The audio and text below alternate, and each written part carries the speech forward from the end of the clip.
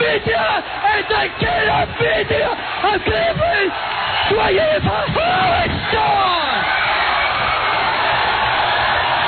Yeah.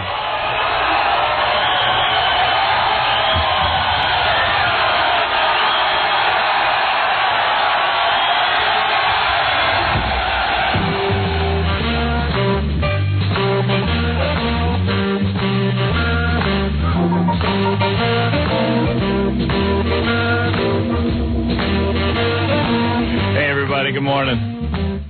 I love that Elephant Boy intro when we were out in Cleveland. No, where was that? Cleveland? Yeah. Want to play that again? Is it re-cued?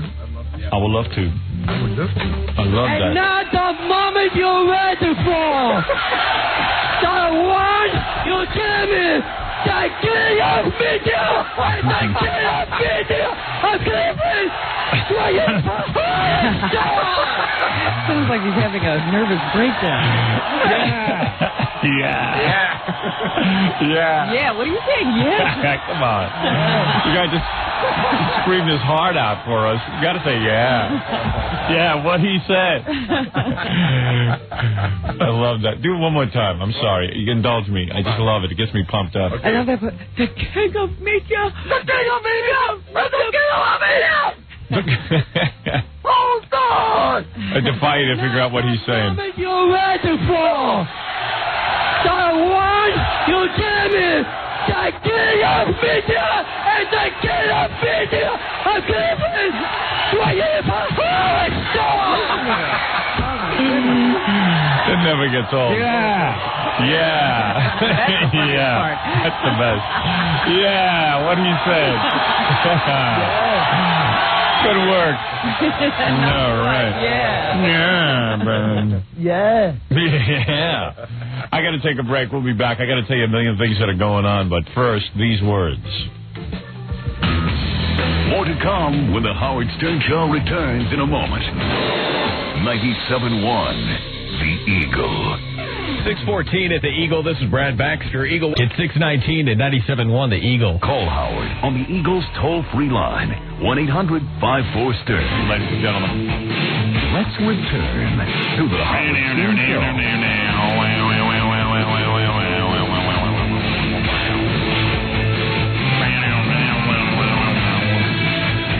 You know, first of all, on Tuesday, I just want to make this announcement. When we get back from vacation, the 3-day weekend, some vacation. There's no vacation. My in-laws are in town. There's no vacation. Did they get here already? Yeah. I was wondering if you were already entertaining. Yeah. Oh, dear. I'm not allowed to talk to them until Tuesday, until they leave. Oh, is that the announcement? That on Tuesday you can talk about your in-laws?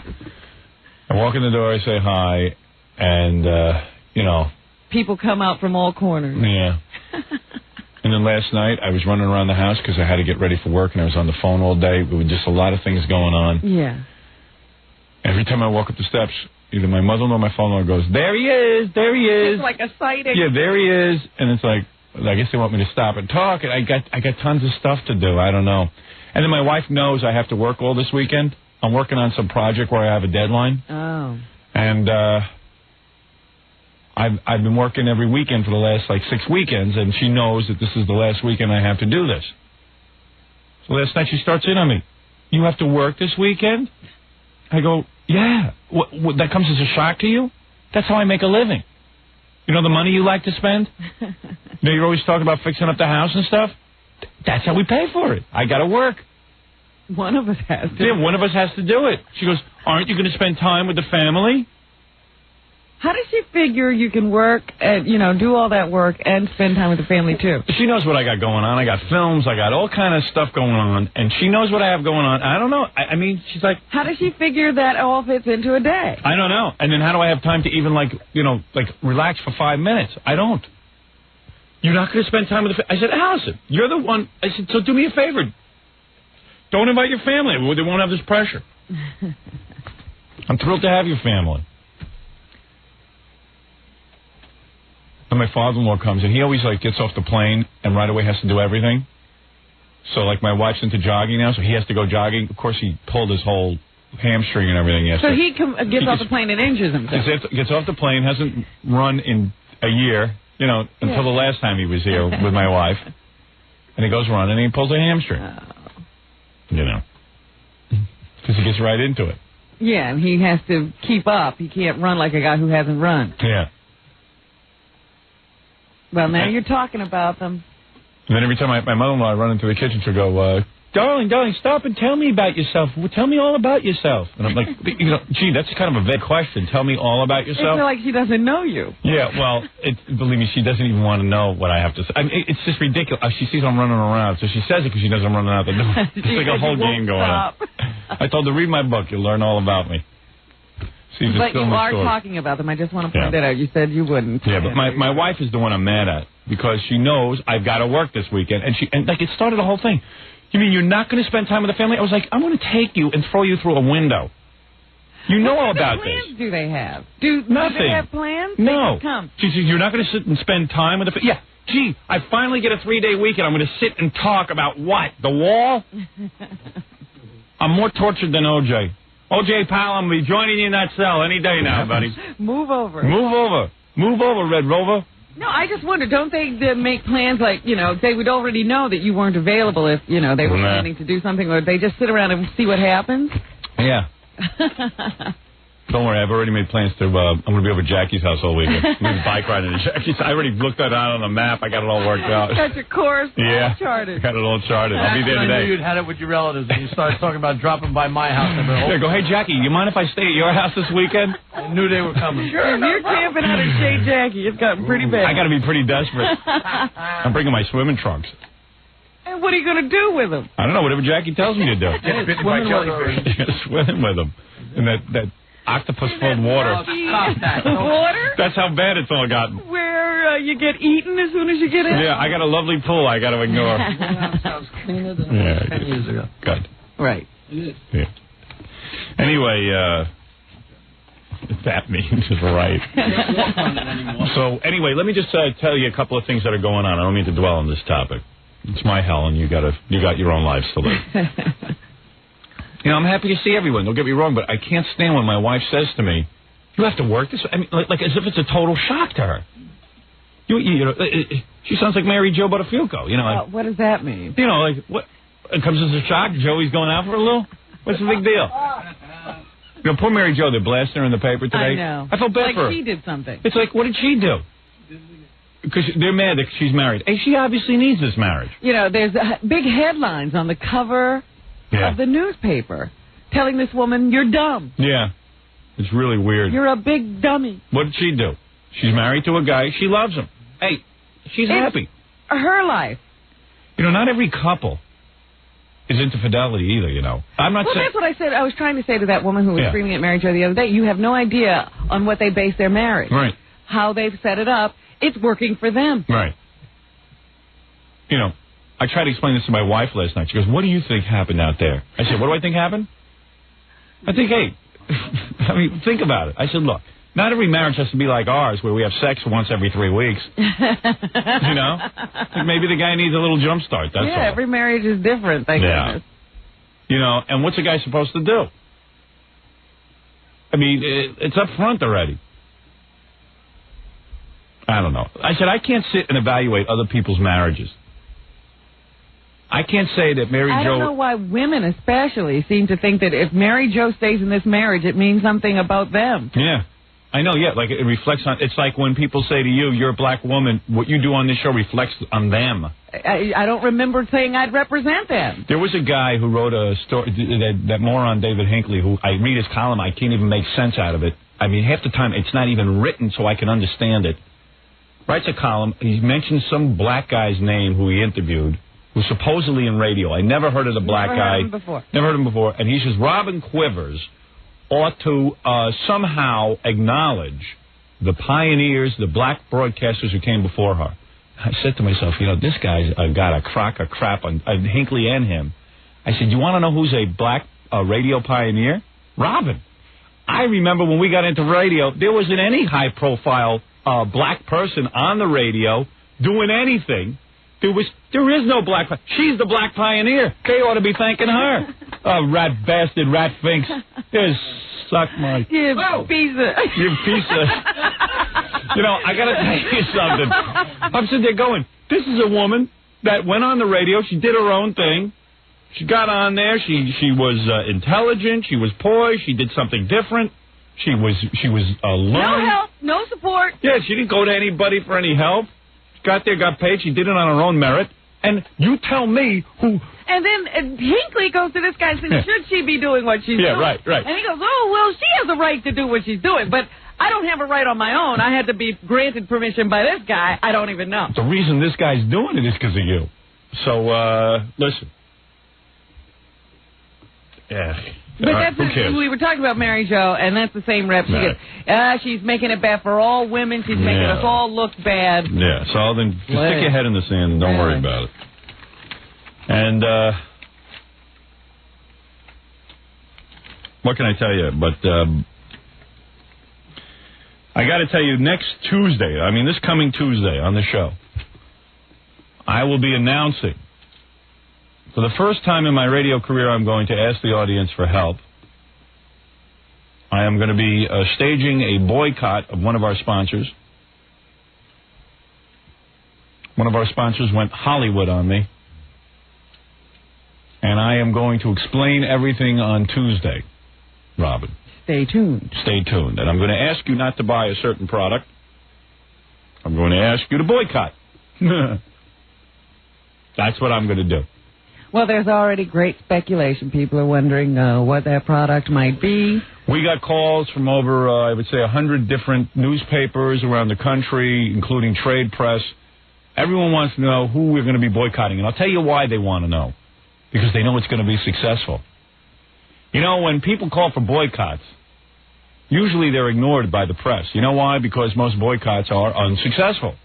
The only time they succeed is getting their name in the newspaper that they're holding a boycott, if they're lucky. Our boycott, the reason that so many press and media types have been calling to find out the name of the product, they know it will be successful. We can cripple a company. I've even heard some of the sponsors are calling, asking, is it us? Evidently, yes. We've gotten calls from over 15 of our dear sponsors saying, are we going to be the ones that are boycotted? And, of course, I assure them that they are not. Although they better behave themselves. They're watching. It could be. You know. But there have been attempts at boycotts, and as I've told you, they never work until now. I want my listeners to boycott. That's all. To put their money on a different product. I'll even recommend some of the other products that they can put their money on. And we will be successful. There is no doubt in my mind because we have a loyal audience. And that's why even politicians are starting to flock to us now because they know we can provide votes. We have become a very powerful group. We represent the idiot vote. The Lollipop Guild. The Lollipop Guild. The kook factor, it's called. You know, in the last election when Pataki won as governor, all of a sudden 20 percentage points appeared miraculously out of nowhere and put him through and got him into the governor's mansion. And that 20%, roughly 20%, was the same 27% that I actually held in the election until I resigned from the election. And that 27% had previously not existed. They were people who didn't vote. That's what you have to also point out. Those weren't regular voters. We can get people to actually register and go vote. Ronnie, the limo driver, had never voted in his life until that election. Believe that. That's true. But he got motivated to become a political force all from this show. And that's exactly what's going to happen when we hold the boycott. We're going to take this product and not buy it. That's all. We're the ones who made the product. We're the ones who will take it away. That'll be that. That'll be the end of it. So kiss me ass. All right, so that's what I got to say about that. You understand what I'm saying? You know, Robin, it's a great day yesterday. My in-laws were all right, hid down in my basement and watched the 2-hour finale of Beverly Hills 90210. Oh, no. And I want to say, I want to compliment... This is what you did instead of being with your family. Yeah. I'm with your wife now. She should be yelling. Well, this was work. I'm not talking about it on the radio. You. Everything is... Everything 90210. You're lucky to have a brain cell left. First of all, I would like to compliment the writers of 90210. The finale was fantastic. It was the perfect 2-hour show. it was all the gang went to Palm Springs for the big weekend blowout thrown by the Keg House, which is the big fraternity. These are 40-year-old teenagers. Okay. Look, don't ruin it for me, okay? I enjoy it, okay? I tell you, all of them are losing their hair. I don't go for seaweed wraps. You enjoy that. The women have wrinkles on top of their wrinkles now. Suppose they make kids. The riders must have slept through every riding session. They must all be like Fred. Time to go home. Wake up. I love these shows because they have a cast of about 200,000. Yeah. I don't even know who's on them. Anyway, so let me get to my story. Let's just go on record as saying that you don't approve of this show. But anyway, I'm watching the show, and there was one couple of terrific bathing suit scenes with Tori Spelling, who has a great body and she must have put in 90... How did she all of a sudden become the most popular girl on this show? She put about, I'm assuming she put about 90 pounds of silicone in the chest. I mean, she's got the biggest set of cans I've ever seen in my life. And I must tell you that there was one dramatic scene where Tori gets into a fight with her boyfriend. And he throws her down the steps, and she actually almost breaks her arm. Oh, jeez. And I couldn't believe it because with all of that breast material, you think she would have just bounced right up like a... One of those things you used to knock over and it pop up again? Yeah, I was talking to a guy on Prodigy last night about Beverly Hills 90210. He says, there's so much silicone in that chest. Couldn't she bounce off the steps? The bowling she should have slid. I was amazed she didn't spring a silicone leak in that chest. Breastfeed. Imagine they started. He goes, oh my God, honey, are you hurt? And she says, yeah, my breasts are leaking silicone. Right. Is that blood? No. I don't care what she's got in her chest. It looks terrific, and the show was fantastic because it was everything I like in those kind of shows. So, congratulations to the writers of Beverly Hills 90210. They don't need writers. Yeah, you try it. You have somebody organize the group, and then that's it. Well, I like. What are they saying, really? I like it. And I'll tell you this.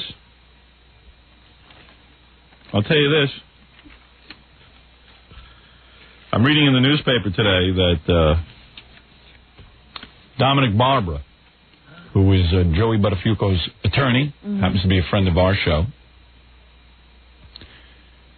is now hawking a book. And it says in the paper today that Dominic wouldn't say much to us about the book deal. He's asking $100,000 advance. Oh, he hasn't gotten a deal. No, he's shopping one. A book featuring his relationships with the Buttafuocos, Jessica Hahn, John Wayne Bobbitt, Naked Cop Carol Shire, Fast Eddie Malia, and his association with Howard Stern. Now, your friend Dominic Barbara, who has said you ought to watch out for Ralph, is writing a book about you? Yeah. So, now, first of all, the thing he should be writing about is a cookbook. That's number one. Not a cookbook, an eating book. I don't know if he cooks. I know he eats. He's trying to somehow write this book. I don't know what it is. I don't know what it is he has to say. And he never talked to you about it? No. But he's shopping a proposal because he knows all these... Well, he must have something written in it. So look at the company I'm in. John Wayne Bobbitt, Joey Buttafuoco, and Howard Stern. I thanks to him, I got to dump him as a friend. I would have told you that years ago, but you liked it. And he complains about Ralph as my friend. He obviously is the guy to watch out for. Don't you think he ought to write a cooking book? Don't you think? I don't know if he cooks. Does he cook? Chapter 12, whitefish. So you have to always go to Zabar's for whitefish, especially on Sundays. Yeah, maybe where to shop for food, eat food. Well, I would suggest to you that Dominic probably... Why don't we talk to Dominic this morning? We will. See what he's going to write about you. Is he already on the phone? Yes, Dominic Arnold. It's on the news. Dominic Arnold. I hear you're writing a cookbook. Pal o' mine. Meals you've had with Howard? So what let me guess. You ready, Dominic? Yeah. You hired a publicist. Yeah. And you said, listen, I'm trying to get a book deal. Do me a favor. Write up a press release. Get it in the newspaper. If some people read it, maybe I'll get a book deal. So then and what does he do? He throws my name in on it. So Dominic Barbara's trying to write a book about Joey Buttafuoco, Jessica Hahn, Fast Eddie Malia, whoever that is, and Howard Stern. Now, I would assume that these other people have been clients at some point or other. May I make a And now comment? I've got my name linked in with these guys. May I make a comment? Yeah. Number one, when you think I'd only take $100,000 per book. Number two, do you think I would jeopardize my friendship with you ever writing anything that your Don Buckwell, my agent, would not approve or approve for you? Are you kidding? Why do you put my name in press releases? It's not put in that way. It's something of our friendship might be in it, but not anything that would hurt you. Are you crazy? You have nothing on me. That's why I won't do anything in front of you. Would you think, Howard? I got to watch my ass around you. Yeah, what secrets do you have anyway? Yeah, what are you going to... Let me hear what you're going to write about me in your book. What a generous, kind, loving, good friend you are. And good. I don't want you saying that. Listen, you want your name not in the book? It's not in the book. I don't want to be in the book. You're not in it. Thank you. Thank you. Would I jeopardize my friendship with you over a book? What? Well, don't you think you might have said something to Howard before it came out in the newspaper? But I do want to put a lot in about Robin. Before you press release my name, would you do me a favor and just let me know what to be prepared for? Thank God I've never done anything with you. Because it's in about 3 newspapers this morning that I've read so far, so...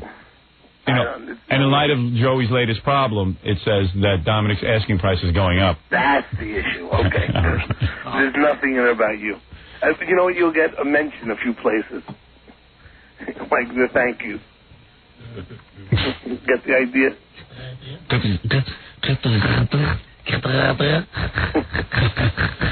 Why don't you write a cookbook? Write about something you know. I like to buy my wife fish from Zaybos. They got the freshest fish ever, but you gotta get there early on Sunday morning, so send your limo driver there at a good 7 o'clock to pick up all the Zaybos. I haven't seen the papers yet. I'll have to go get them. You got your picture in there a couple of places. Yeah. I mean, you're almost on top of Joey. Well, Joey wasn't saying anything from what I understand. Dominic got to say everything. Dominic speaking. You're not really mad, are you? Yeah. No, don't be. It's got nothing to do with you. You won't even be in it, I promise you. Hardly. Until when? What chapter? Never. Robin will be in a lot of places. Well, then those will be all lies. What are you going to call it? You know what? I don't understand. I have one question. Why don't you call it Profiles in Steak Sauce? I don't understand how she passed the question that she never had lesbian thoughts, but yet she didn't pass the question on Malika. I have analyzed that myself, and I'm sure that the Malika Kennison name just triggered feelings about Sam. We gave Robin a lie detector test yesterday. Dominic was on the phone with me for a good hour yesterday telling me why you passed the lesbian question. Oh, really? That it wasn't worded properly, that he has taken part in millions of these lie detector things. Yes. And that while it showed up in the Malika Kennison thing because it caught you by surprise. No, it had nothing to do with Malika. It was I have very dear feelings for Sam, and I miss him greatly. And there was an emotional response to the Malika Kennison question. And that's all that the lie detector expert could say. Dominic thinks you're a lesbian. I think Dominic's a fat person. So what else? Howard, don't say That's not right. You do, though. You were trying to tell me on the phone yesterday that it was... First of all, it's not a terrible thing to say. Who cares what she says? That's right, Dominic. Right. I'm not sleeping with you regardless. I don't know why you'd be so interested. Yeah, how could you know, Howard, you are absolutely a troublemaker on all levels. Don't try to reverse this, man. And see that it's all going to be good stuff about you in the book. You're an absolute troublemaker on all levels. Where's Joey Buttafuoco now? I don't know. We have to be in court later. How could you say that, Howard? What time are you going to be in court? What's the matter with your voice? I just got up. Is that from yelling at the press conference yesterday? No, I just got up. Joey will not answer any questions. All questions will be directed to me, Dominic Barbara. That's one-I-C, D-O-M-I-N-I-C. You know what was funny? The line that I kept hearing was, Mary Jo has ordered me to tell you that all rumors about a divorce are untrue. Mary Jo has allowed me to say the following statement on our behalf. You're not getting divorced. That's ridiculous. Nobody had even said that. How come in the paper it says Mary Jo didn't greet Joey when he came home? She was pissed off. Listen, no, she's not. Number one, Robin, they give you a sound bite. You didn't hear the other questions. There were questions asked before that. I see. Well, you handled it well. Well, I'm very upset that you think I would jeopardize our friendship over a book. Why would you always show up in a limo, though, every time you pick up Joey from the airport? I think it looks bad. What do you want us to do? Take him by? No, just show up in a regular car. I go in a limo. I take you in a limo. I go in a limo. Yeah, well, I'm saying public image. Please, public image. Joey pulled off in a big black limousine. No, you would have been better if we would have waited for the bus to kind of, the bus to leave the airport. All right. Dominic, thank you. Goodbye. All right, go ahead. That's Dominic Barbara, the attorney, noted attorney. Dominic confessed to me he doesn't fit into a BMW, so. That's why he has a limo. Limo, yeah. That damn steering wheel keeps poking him in the belly. What? I can only take out the seats. Chapter 2. How to roast a pig. Pretty wild, huh? That's Dominic. Your buddies. My pals. You know how to pick them. Yeah. We sure do. All right, let me take a break here. We'll take some of your phone calls. We got a ton of stuff for you today. Stuttering John and Tommy Lasorda, for any of you sports fans or weight loss fans. You will love Stuttering John today because... This is about the third or fourth time he's encountered Mr. Lasorda. You know, John cut his hair. This is why you'll love this. John cut his hair, and John doesn't look like Stuttering John anymore. Mm-hmm. Stuttering John shows up to interview Tommy Lasorda. Tommy was promoting something or other. And I guess, there weren't that many interviewers around. Okay, not much press covering the event. So the public relations guy was thrilled because not only does John now show up with a microphone, he shows up with a camera. So they usher John. They treat him like a VIP. They usher John into a private room where he can have a one-on-one with Tommy Lasorda. So now he's trapped in the room. He can't just run away. Oh, no. This must be brutal. It's really great because we played it smart this time. We had given John about 5 or 6 really bad questions. And then I was talking to Fred and Jackie, and they said, you know what, let's ask him some like 3 or 4 nice questions.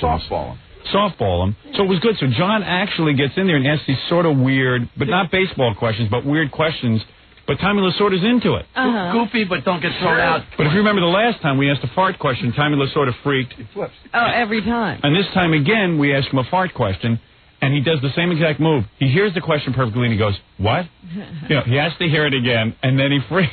But this time, John's trapped in a room with him. Oh, no. When John's asking him those first 3 questions that are like normal, he's like so proud and taken with himself.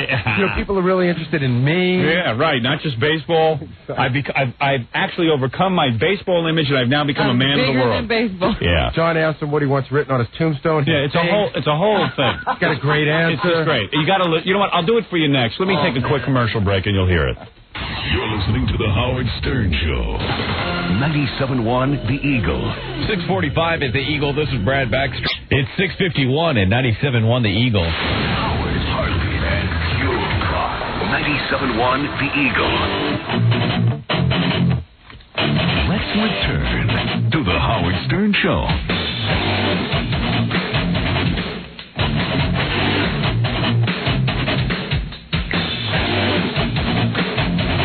Hey, you know what's really wild?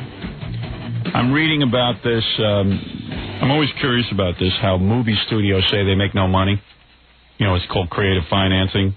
Forrest Gump, the biggest movie, I think the 3rd largest movie in the history of films, made something like $400 or $500 million. I don't know what it made. I don't know what the exact amount was, but after it was all said and done, at the end of the day, when the accountants did all of their work, they found out that, I guess it's, I'm trying to think of the name of the movie studio.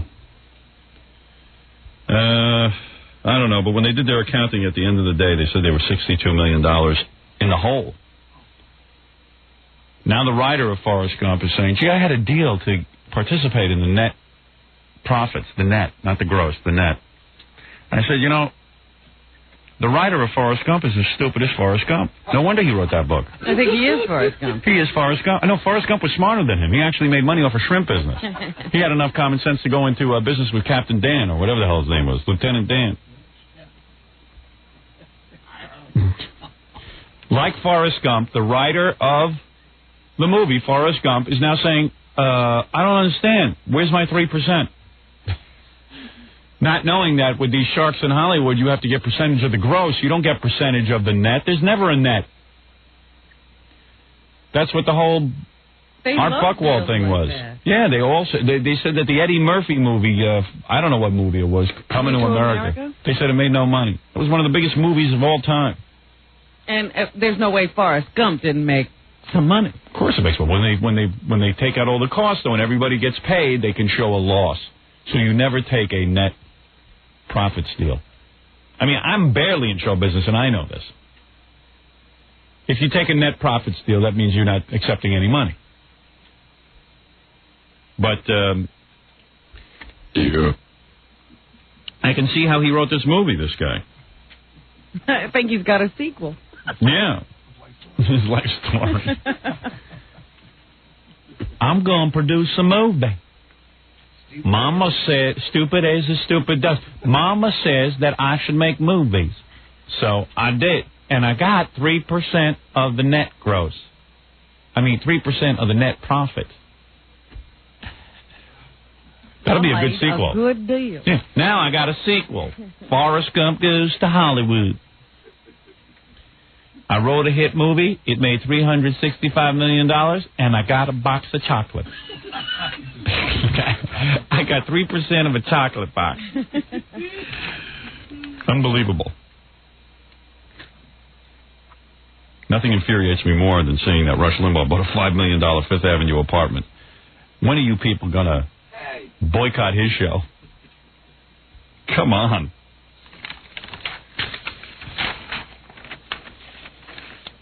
Hey, Stuttering John, where are you? Hey, is it true? I mean, I read this morning in the paper. I didn't hear about it. Judge Ito booted out an 8th juror? Yep. Wow.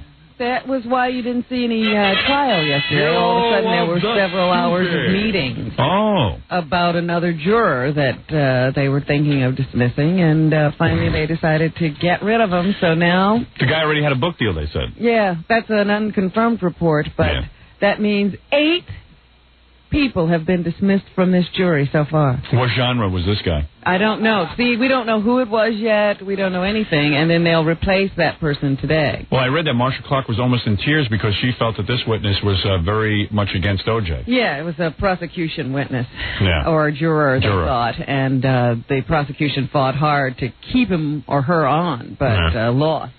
The defense didn't seem to be bothered at all. Wow.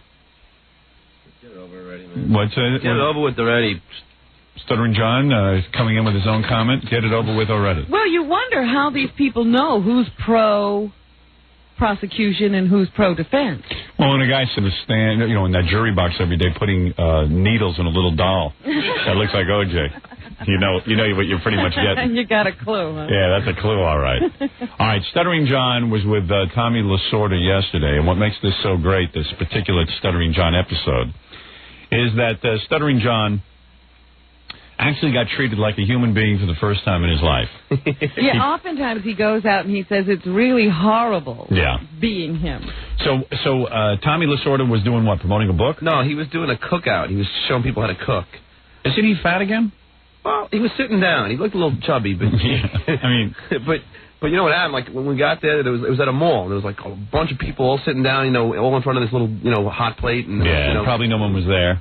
Well, there was like 50 people there, sitting down, and then like they were probably thrilled when you showed up. Yeah, they were just like, oh, I'll tell you what, instead of interviewing him when he gets out, why don't you just come back and so bring it back and you can get a one-on-one with him. So they brought us all the way back to this little private room. Wow. And we passed all the security, went right back. Oh man, that probably made you more nervous. I forget it. Because you were probably saying to yourself, how the hell do I, usually when I get thrown out of these things, at least I just walk away. Yeah. Now you're in a private room.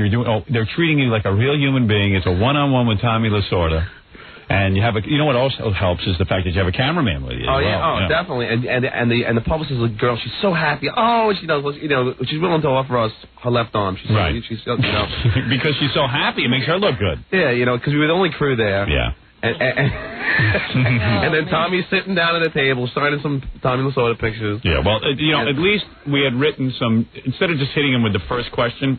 So he doesn't recognize John at all. Doesn't recognize John at all. And, John doesn't have the long hair anymore. And John doesn't look like John. John doesn't recognize John. No, I have a suit on, the glasses. Yeah. So he looks like a journalist. And he's got a cameraman with him, which is even more impressive. Oh, that's so funny. And Tommy Lasorda was like, wow, hey, I'm being interviewed. And the first couple of questions, we kind of ask him generic sort of worldly questions.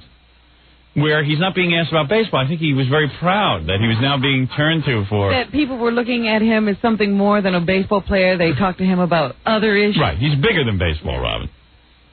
And, every time John interviewed him, he asked him about, farting in the catcher's face, and that's when Tommy Lasorda gets all upset. Yeah. This time we had written, I think, a hemorrhoid question. That's the one that gets him. That wasn't farting this time. We avoided farting because, you don't want to keep doing the same thing, Robin. You class it up a little. I'm surprised that he was so... Go in a different direction. Yeah. I'm surprised he made it to the hemorrhoid question because the one before that was even stronger. Yeah. And he managed to even let me stay after that. All right. Let's see. Well, he probably... I think it was the goodwill you had built up in those first questions. So let's go now.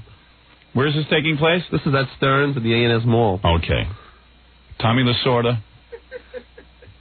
What is he, the manager of... The Dodgers. Right. Yeah. I'm sorry. All right, Tommy, can I ask a couple questions? That's okay. Sure. What's the last book, that you read? The last book that I read, Mo Berg. You know Mo Berg? No, who's that? Mo Berg was a Major League Baseball player and a Major League coach, and he became a spy for the United States during the Second World War. A very interesting man who was very, very educated, and parents... should ask him when he read it, probably 1954. Yeah. This was right after the war that he read it. Mo Berg. You know who Mo Berg is?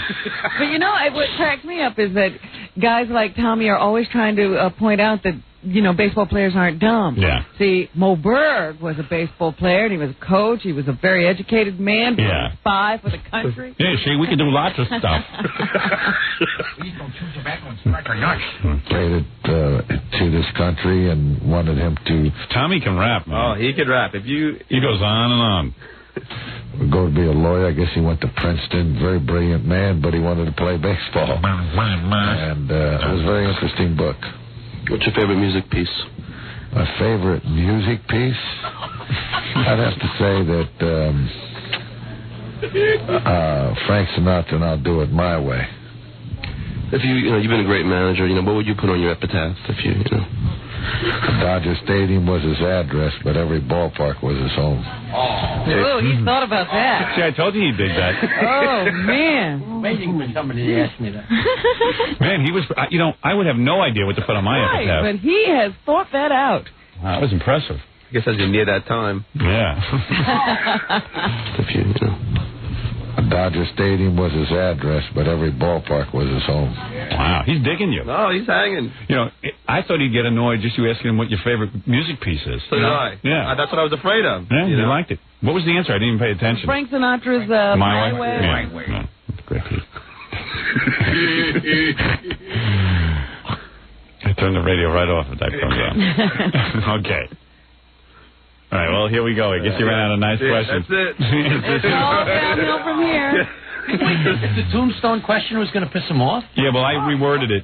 I didn't just consult you guys on this. I changed the tombstone. Instead of what you want on your tombstone, I just changed it, what is your epitaph? Yeah, that's good. Yeah. Good choice. I was thinking, maybe we should have 3 questions that don't piss him off. Right. Well, that's a beauty. Who knew he'd have an answer for any of them? I'd be like, what's your last book you read? Well, can I count my own? Or the comic book I read? Yeah, I read comic books. What's your favorite music piece? I don't know. Okay, now that you're fat again, do you have to give the money back? I'm not fat again.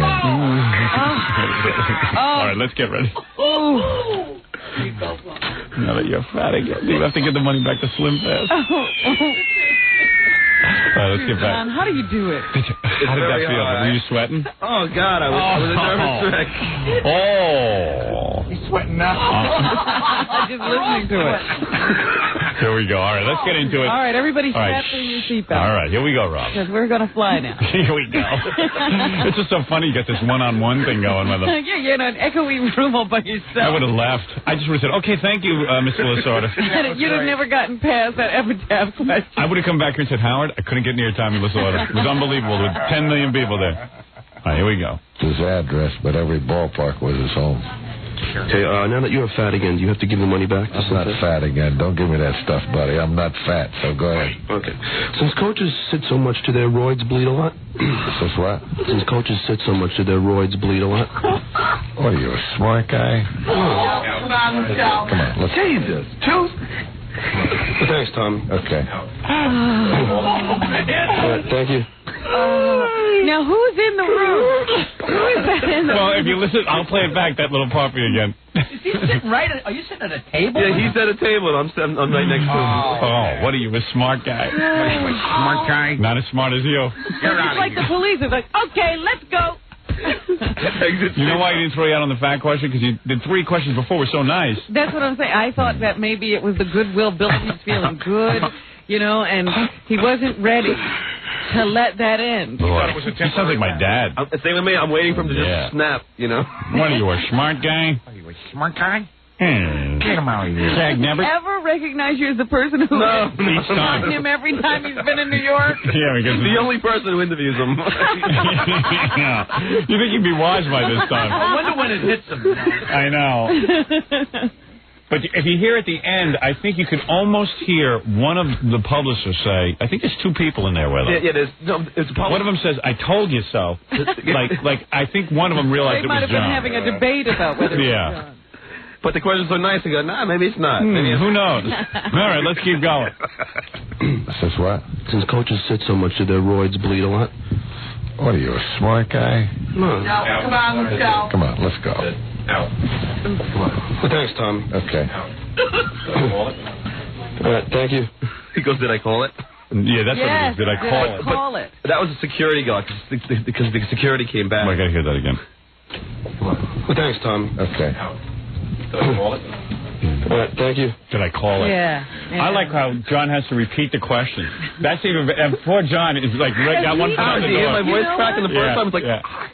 I really believe that each time John hits Tommy with one of these questions, he can't believe what he heard. Yeah, because Tommy goes, what?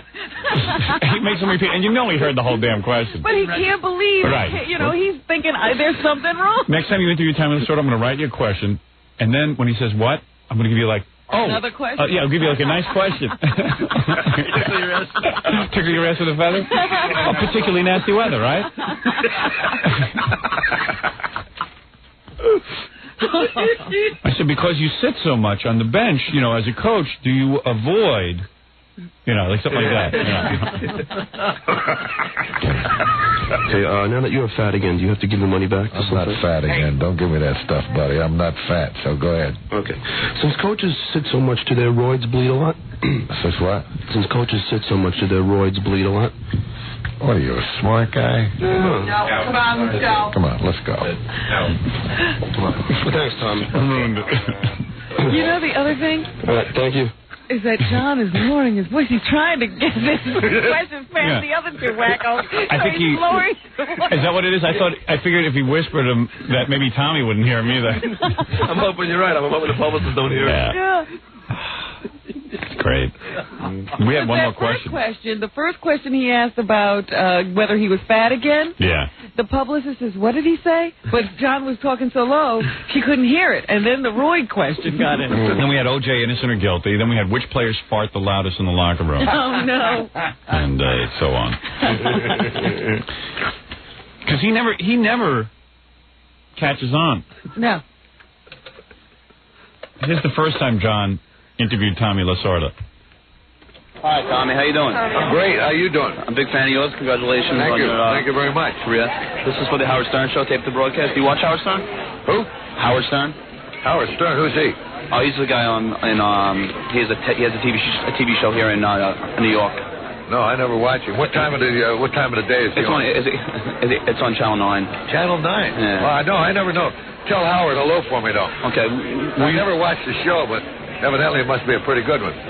Will you see Thanks to you. Oh. Truth or Dare, on the Madonna movie? Are you going to go see that? No. I'm too busy with the baseball team. I don't get time to do Swim Fest has been going. It's great. This thing is so great. It's unbelievable. For 2 years, when I first started to lose the weight, I stayed away from eating ice cream. There he goes. For 2 years, I have not had ice cream. Yeah. But since we've come out with this ultra slim fat frozen delight, I am now back to eating. It is so good, I'm telling you, and it's got very little fat, and it's low fat, no cholesterol. And for the people who are always concerned with their weight, now they can really eat ice cream and enjoy it at its best. Yeah. It's so good. Nutritional advice from Tommy Lasorda. And this rap hasn't been given too many times. I bet you he does this rap for toll takers. You know, Mr. Lasorda, can we have your $2? Sure. Hey, do you notice what I'm eating? Boy, since they put out this ice cream, I can't tell you how good it is.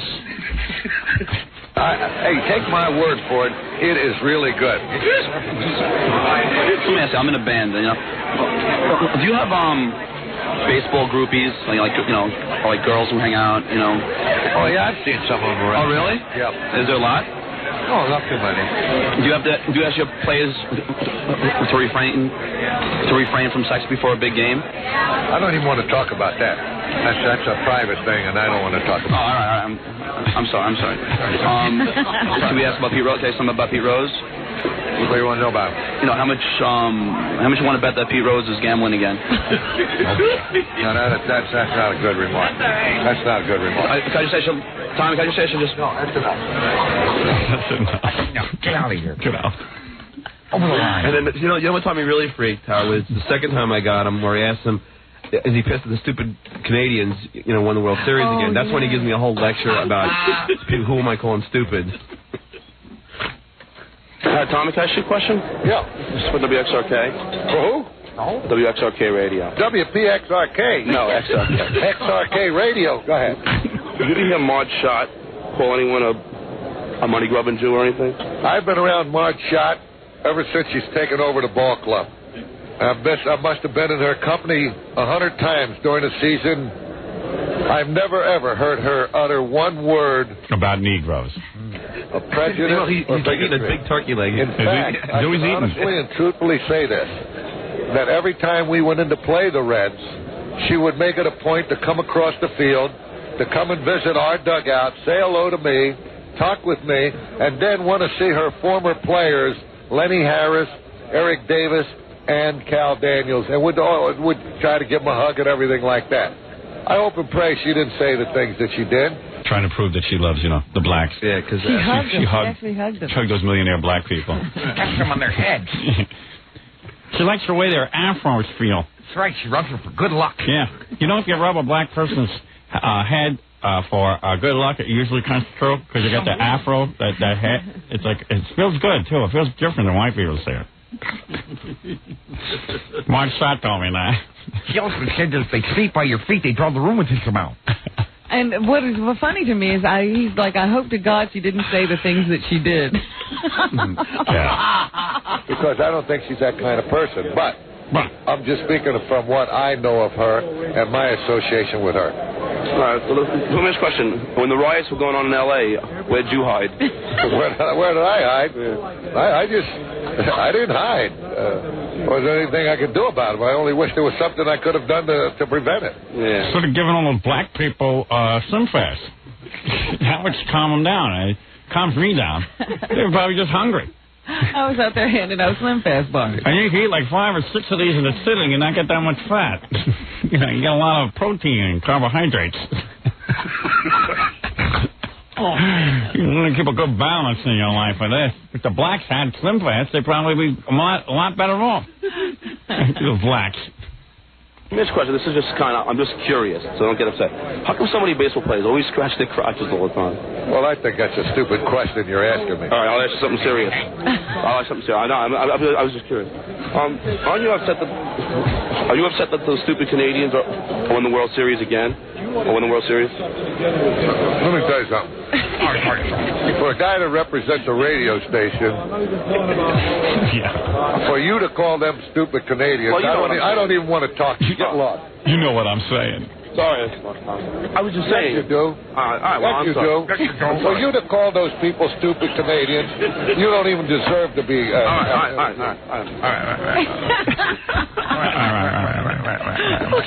For you to call those people stupid Canadians. Now, let's talk about something serious like this ice cream I'm eating here. Turkey leg. Turkey leg was manufactured in a laboratory. You know there's a better turkey than a real turkey? He should have bonked you with his turkey leg. Hit Samaki over there. It sounded like he was close. Pick you up with a turkey leg. And John's just trying to calm him down. All right, you all right. stupid bastard. Come here. You call someone stupid and I'll kick you in the turkey leg. All right. Cookie boss. Come here. I'll get you in the turkey leg. Thank you, son. You can call people stupid. You can't go stupid. Come on over here. The funniest thing is that he hits him with the one question, and Tommy gets a little upset. He goes, "Okay, I'll ask you something serious." Yeah, what's that, sir? Okay, sounds serious, right? You ever take a dump in the locker room? Dump? For you to say I could take a dump in the Let me tell you something. Let's talk about something good like the turkey leg. I mean, turkey leg. The turkey's so good. For years I couldn't even eat it. Now I eat turkey. I get turkey coming out of my ears. It's unbelievable. Well, you know what? We've got a nice little running thing going with Tommy Lasorda. I said that, there are certain wonderful little rivalries that have come up in John's career. Yeah, people don't realize it. The Tommy Lasorda. Let me tell you something, son. For years I've been in this business. For you to call Canadians stupid is outrageous. You know what? This is over. I didn't realize he'd gotten with a different question every time. You want to talk about ice cream and turkey legs? That's okay. Let's go back to the Negro question. Mozart never did anything. Woman's a saint. That's not a nice thing you said about Pete, right? Maybe she hates the Hebes, but everyone hates Hebes. Freaking Jews are responsible for about 50% of the losses we've taken on the LA Dodgers alone. Well, good job, Stuttering John. Go for it. Well, we hope Tommy comes back soon. I'm already excited about the next time John meets him. And, you can see that a lot of reporters aren't interested in Tommy Lasorda. We're totally into him. We love him. All right. You think that he's pretty soon going to figure out it's John every time? He's going to start seeing John in his sleep. All right, very good, John. Congratulations. Another great interview. Hero of the Stupid. And we'll be back after these words. You're listening to The Howard Stern Show. More after this. 97.1 The Eagle. 7:15 at The Eagle. This is Brad Baxter, Eagle. It's 7:21 at 97.1 The Eagle. Howard Stern. Cool. Morning. Your rock and roll all day. You sound better than ever.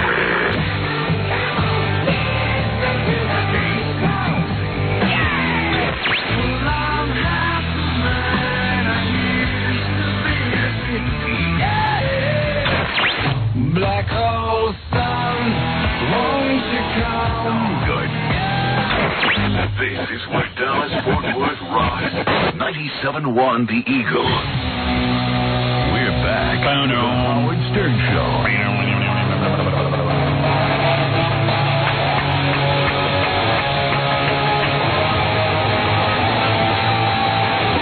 I think the weather's supposed to suck for this weekend. That's what Ronnie, the limo driver, told me, that Saturday's supposed to be nice. Today sucks. Saturday's supposed to be nice, and Sunday and Monday's supposed to blow. Oh, yeah? There's your weather forecast for you. Sunday and Monday blows. Saturday looks pretty nice. Friday sucks. I said some holiday weekend when I came out this morning. Yeah. And, of course, the Long Island Railroad is having sort of spotty service today because some of the engineers are calling in sick. Why are they doing that? What's their beef? They haven't had a contract in a long time, so they just thought they'd show everybody. Oh, so they're going to make us all suffer. Yeah. That's great. When are they going to privatize everything? When are they going to do it? 3 of the lines are shut down completely when I was coming in. Isn't that great? And it's a joke. This should be a national emergency. Like, remember when President Reagan, on the air control strike, what are they called? Air traffic controllers, brought in the National Guard. I mean, we never bring in the National Guard. When a railroad strike occurs, boom, National Guard. Train these guys year-round to run the railroad. All you got to do is pull 2 switches. It's not too tough. No, they're supposed to have some kind of certification. Yeah. So you can't have just anybody do it. You have to be certified. Well, get the National Guard certified. Every National Guardsman should be certified with train abilities. How hard could it be? That's got to be a hell of a negotiation. You know, we want more money to be a train engineer. Oh, yeah? Well, what do you do? Well, we wait for a red light to come on, and then we hit stop. I was thinking to myself, Choo Choo Charlie is on strike. Yeah, well, it's great. And it's really terrific on a 3-day weekend. People work their asses off, and now the busiest time of the year, and there won't be a train available. Now, that's a crime. I'll skip Joey Buttafuoco's trial and arrest the engineers. What do you think of that? I'd fire everyone. If I was the governor, I'd step in. I'd fire every one of them that goes out on strike, and I'd bring in National Guardsmen until I could get some new engineers. And I bet you I could find a bunch of them. What do you think of that? That is not the right tactic to take. I was watching the news the other night that somewhere in Manhattan, a bunch of, I forget what ethnic group it was, some new immigrants to this country were walking across a major roadway during rush hour. Donna Fiducia was up in the end chopper there. They were showing the delay. Mm-hmm. They decided they were all going to protest something. I don't know what they were. Pakistani, I don't know. Something. Something I don't recognize, something I don't want to know about. And they had a beef. In their country, when they had a beef, they kept their mouth shut because there was no nonsense in that country. Now they got a beef. Who knows what the beef was. They decided to stop traffic. Cause a real mess, inconvenience to hard-working slobs. I would have taken them and shipped them right back. So they could protest all they want back in Bulgaria. Protesting is legal in this country. Not without a permit. They threw them all in jail. They were supposed to get they should have gotten a permit. Thrown in jail. Because protest is legal, but you know what? The guy who has to drive to work, the person who has to take the train, these are people who are tired. They got no life. And they deserve better treatment. And those are the criminals. Forget the cocaine addicts. These are criminals. These are hardcore criminals. Inconveniencing. That is their goal. In their own country, they wouldn't inconvenience anybody. In what country are the engineers from? I don't know, but they got a real nerve. Because who do they anger? They don't anger their bosses. They anger us. The bosses don't have to take the railroad. We're the ones who need the railroad. Not me and Robin, we got it made. But, you know, I'm saying, you know what I'm saying. You're fighting for the little guy, you remember. Yeah, I'm like Ted Kennedy. Right. You need to have Social Security. Honey, where's my Rob Roy? Yes, tell the butler, please. I can't wait all day. Yeah, I got to get to the polo grounds. Did he lay out my morning suit? Yes. And where's my jumpers? Jumpers. Whatever. And call my broker. Yes, you people need my help. Buy, sell, buy. All right, very good. Let's take a few phone calls. New York, you're on the air. Here you are in New York. Hello? Hello? We're going around the country as the show becomes more and more powerful. As we spread to more cities, we become... Like a virus. Like a virus. Like the Ebola virus, we spread. Right now, we're just affecting a few black people, but soon white people will be affected by our show. Coming to your community. Yes. Yep. All right, what can I do for you? Well, Howard, I was just wondering, Oh, boy. Why are you laughing? I'm not laughing. I'm just waiting for the question. I sense doom. Doom on my behalf? Yes. What are you laughing at, Jackie? Pothead. Burnout. 50-year-old burnout. Hell yeah. Howard, I was thinking for last week, 2 days ago, you were talking to someone about skits. Thinking you should have a skit of Jackie getting busted by cops, like And Joey? Yeah, sort of, yeah, but like you could have him getting like stomped on, like Rodney King, like cops in L.A. You just like to hear Jackie stomp, huh? Hell yeah. That's a funny sketch. Oh, hey, oh, I'm Jackie the Joe. Oh, they don't do this to Howard. Oh. It was one joint, officer. Oh. All right, thank you. Okay, thanks a lot. New Orleans, you're on the air. You know, people are taking that thing seriously about your needing help with the movie script. Yeah. So I have a lot of faxes coming in. People saying, hey, Howard, I have a couple of ideas for some sketches. So in other words, no one got the joke the other day. Hi, you're on the air. All right. Los Angeles. How immature. Los Angeles, you're on. Fred, play the farting sounds, will you? Let's get to some real comedy. Yes, we've grown up. Yeah, we're trying to mature. The show has progressed. Should only know how this guy recorded this. All right, stop it. Los Angeles, you're on the air. Hey, what's going on, Howard? Hey, what can I do for you? Hey, man, I just called to see what's going on down there in New York. Yeah, okay, well, nothing's going on here. Oh, yeah? Hey, I called to also ask you another question. I bet. It's another thing about this pregnancy thing. My old lady's pregnant right now, And I just called to get a few tips on, Obviously, you're not married to her, right? No, we're not married yet. I can tell by the accent. Yeah. Well, right now I'm kind of buzzing also. Right. Yeah. So you got good father material, too. Yeah. What are you buzzed on, my friend? Also, marijuana. All right. There you go. There you go. Look at you. Look at you. Good. Starting that weekend early. Yeah. I got a feeling every day is a weekend. His weekend every day. Yeah. You don't. Great, man. 1995. You got a job or what? No, I'm unemployed right now. Everybody, everyone is relaxed. Nobody has a job. You know what he just said? He's been celebrating New Year's since January. I know. He's got to celebrate. It's 1995. Yeah, I've been celebrating every day. There's the guy who tried to kill the president, but it turned out he didn't have any bullets in the gun. The Polish guy went to kill the president, but he forgot to bring the bullets. Exactly. Yeah, so they say he's a pizza delivery guy. He makes under $5 an hour or something, and the guy lives in a $165,000 condo. I said, this country is the greatest country in the world. I hear anybody complain about this country. Here's a guy smoking pot. He's got a pregnant girlfriend. Unemployed. He's unemployed, and he's not worried. I'm not worried at all. You shouldn't be. Why not? Everything is going to be all right with me. Right. I'm planning on going back to school down here in Hollywood at LACC. Right. Yeah. But right now, I already enrolled. I got to go do for my registered classes. I'm shocked we don't have more friggin' foreigners here. We should get more because it's really working out Hey, I'm not a foreigner, man. I'm black. What? I'm black. You're black? Yeah.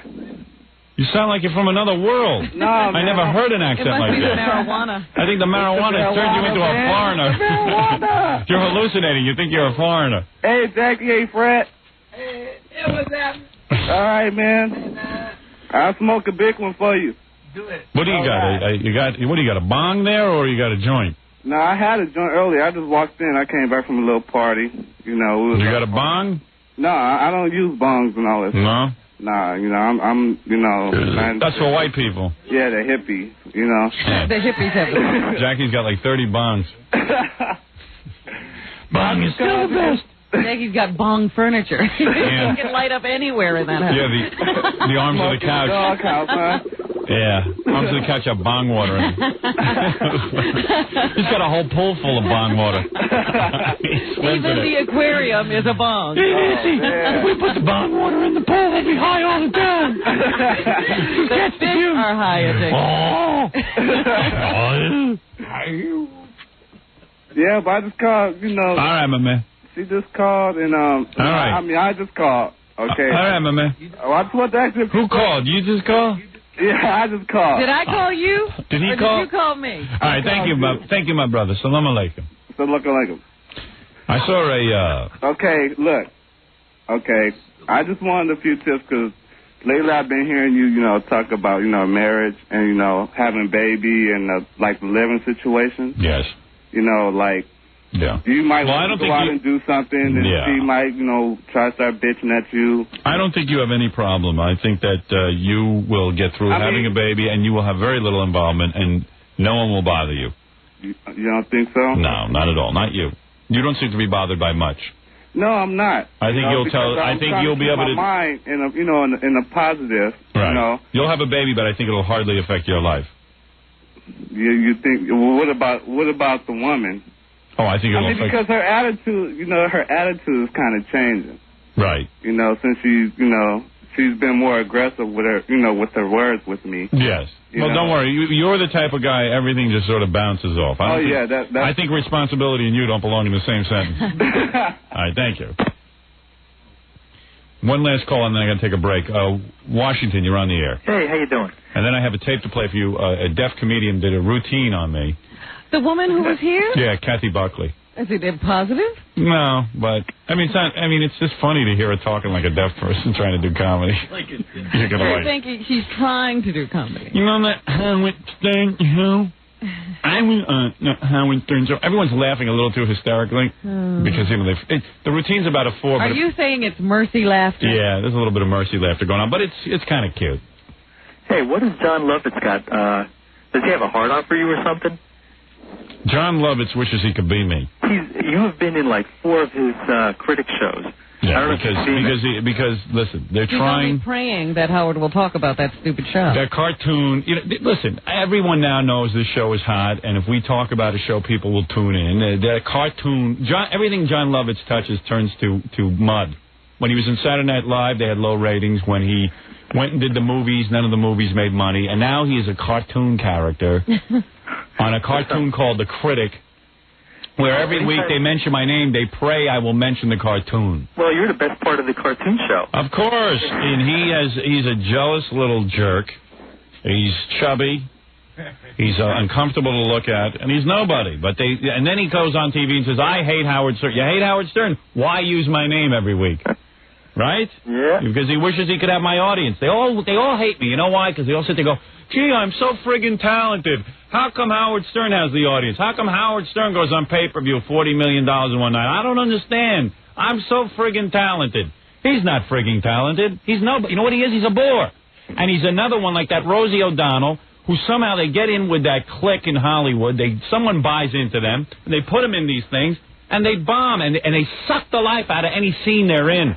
You take any scene that this Rosie O'Donnell is in. You take this movie, I saw a movie with Emilio Estevez, Richard Dreyfuss, Stakeout 2. Stakeout 1 was a fabulous movie. They decided to make a sequel. They put this Rosie O'Donnell. She comes in the scene, it sucks the life out of it. Go see this hit movie, Seattle, with Tom Hanks and Meg Ryan. They give her a little role. Every once in a while, she walks on. You would think it's amateur hour. You think you're watching amateur hour. She comes on, and it's like, oh, yeah, we're in the movies. I forgot. For a minute there, I had Tom Hanks and Meg Ryan. I had suspended my belief. I thought I was in the real world. Now, she brought me back down to reality. Yeah. All right, thank you. Okay. He's upset, this guy, Lovitz, because the movies told him F you. The whole industry now is wise to him. What I knew all along, they now know. You understand? The great talent has been exposed. Yeah, I hear you. He's been exposed. Put him in anything, and the audience, in fear, stays away from the theater. They won't even go near the theater. The whole audience abandoned the theater. Like a quarantine. You would think the Ebola virus was roped off what that yellow tape police officers use. Name one Lovitz movie that's been in the theaters more than a weekend. There's no such thing as a Lovitz movie. Right. They put him in movies where he's got a small role. In other words, they can't destroy the movie. And they still stay away like the Ebola virus is loose in the theater. People walk into his movies with a spacesuit on. His name is Lovitz, but ironically, they don't love it. They hate it. His name should be Hates It, not Loves It. That's it. This guy's got no career. Think about it. He walks around, and he's got no career. Where's his career? What's his career? He can't do radio. Listen, he can't do a radio show. He can't do a pay-per-view show. He doesn't have a film deal. He doesn't have anything. All he's got is me and a cartoon character. He's got a cartoon. And the cartoon will be canceled. Oh, for God's sakes, it's the biggest piece of garbage. He's the white Garrett Morris. Thank you. Well, okay. All right. Big nothing. All right, Rob, we'll take a... Poor Garrett's had enough trouble in his life. Why saddle him with that? Yeah, John Lovitz. His next big career move, he'll be in the hospital like Garrett Morris. I'm getting better. Good. For what? No hurry. No one's waiting for you. His talent is grabbing Jamie Lee Curtis's chest. That was his big moment. Oh, is he funny? He's a funny guy. He's a funny guy. He's so funny, we all don't get it. Another subtle humorist. You know, everyone in my generation, these guys, these comics who were all in my generation, they should take a look at the tapes of some of the old comedians. They had a little life to them. All these comedians, they all come on. You notice this? All the new hip comedians, Seinfeld, Love, They stand there stone-faced like they don't hardly want to be there. You know, it's the Letterman attitude. And they're talking down to you. Yeah, and they're uncomfortable with everything. Everything upsets them. Everything is uncomfortable. I'm going to tell you something now, you stupid people. Some of the best shows I used to see was these old comics, Jackie Leonard. Oh, Jackie Leonard. Don Rickles used to come on the Tonight Show. There was a little life in him. Jackie Gleason. Jackie Gleason was great. You take a look at Toady Fields even. Would come on. I'm not kidding when I say this. Just cancer. The woman had 2 legs missing. She would go on and be more entertaining than John Lovitz. That was a great woman. That woman. Still funny with no legs. I used to watch. The woman was on her last leg. I'm not kidding when I say that. Literally. Listen, I watched all these Mike Douglas shows. I used to sit there. Rather than talk to my mother, I would watch TV. And I would notice who was a great talk show guest. And I'll tell you something. Toady Fields would come on there with 1 friggin' leg, riddled with cancer, and she'd get up there and perform. She'd hop up on a piano. Mm-hmm. She would do things that make you engage you. This guy Lovitz comes on. And I don't know, I guess somebody... Angry at the world. Angry at the world. Somebody in show business bought into this guy somewhere along the line. And they put him in movies. They think maybe he'll do something. He's a skivoza, a chooch. And a mamalook. A mamalook is right. All right, let's take a break. I'm not going to devote any more. He's a chooch and a scooch. I'm not going to devote any more of my program to this guy. I don't need to talk about him because I got a career. All right, there you go. I got a career. They're all jealous of my career. And all right, thank you. Enough of that. Play the commercials. We'll be back with the Howard Stern Show. Don't go away. 97.1 The Eagle. 7:40 at The Eagle. This is Brad Baxter. Eagle weather. It's 7:47 at 97.1 The Eagle. Howard Stern all morning. Pure rock all day. Yeah. 97.1 The Eagle. We're back with the Howard Stern Show. Here's Howard.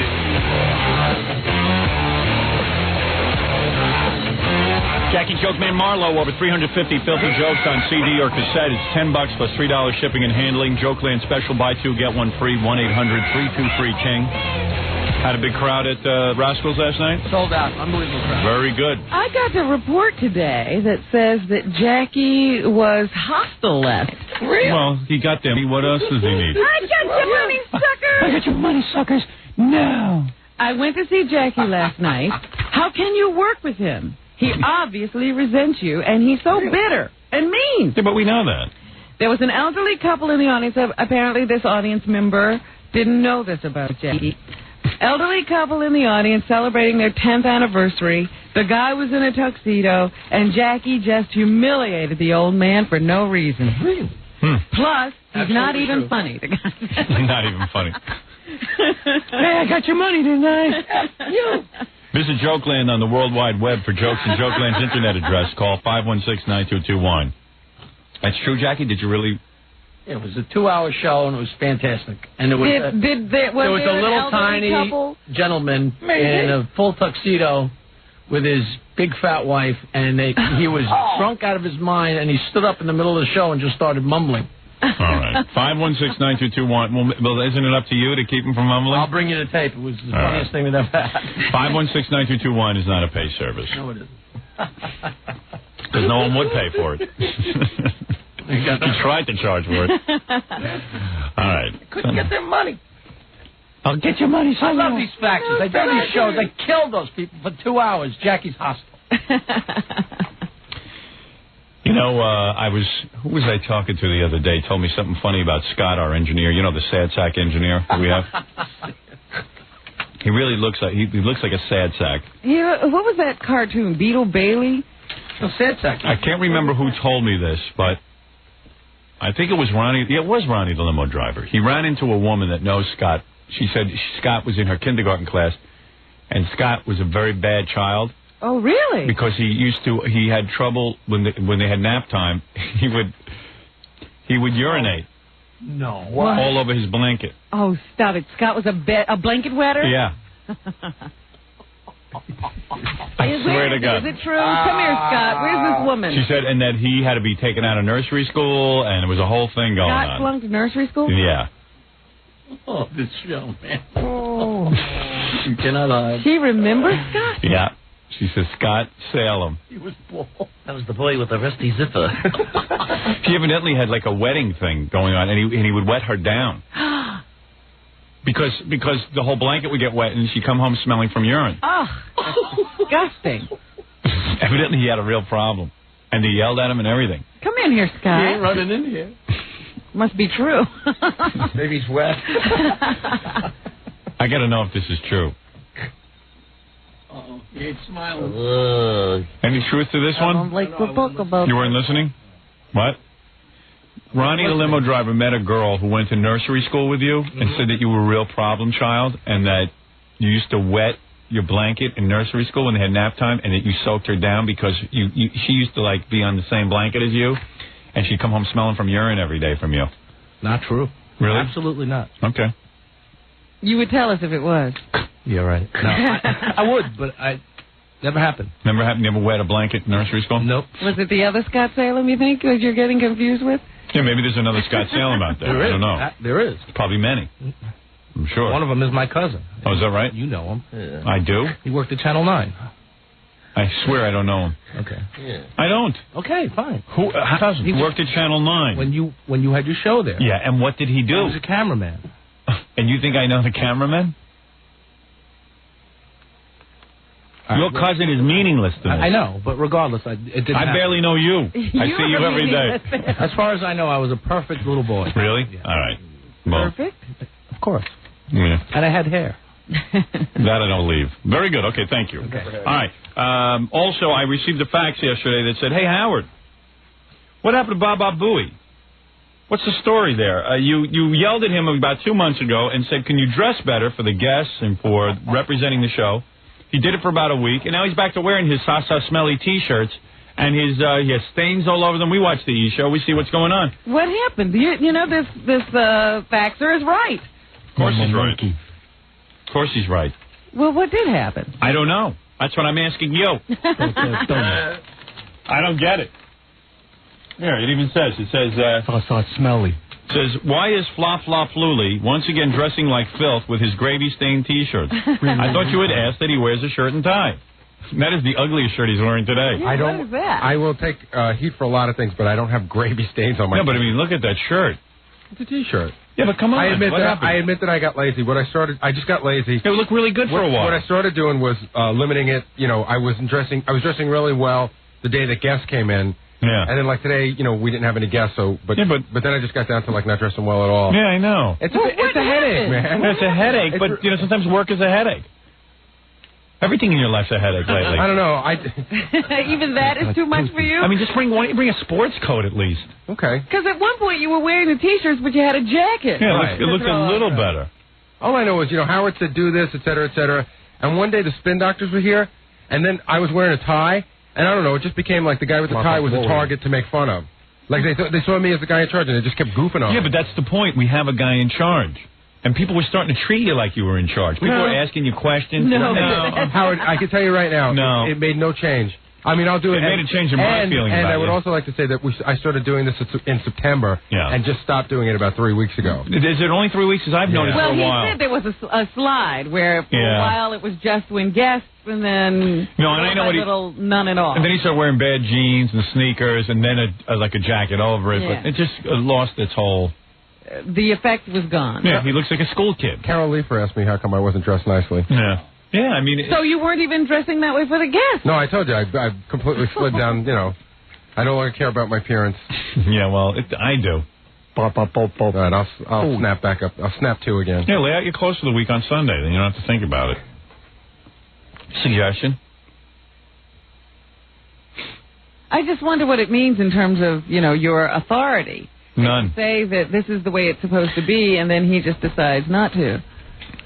A wise old sage said to me that the problem on this show is that everyone you hire, you bring on the air, and you make little stars out of them. Uh-huh.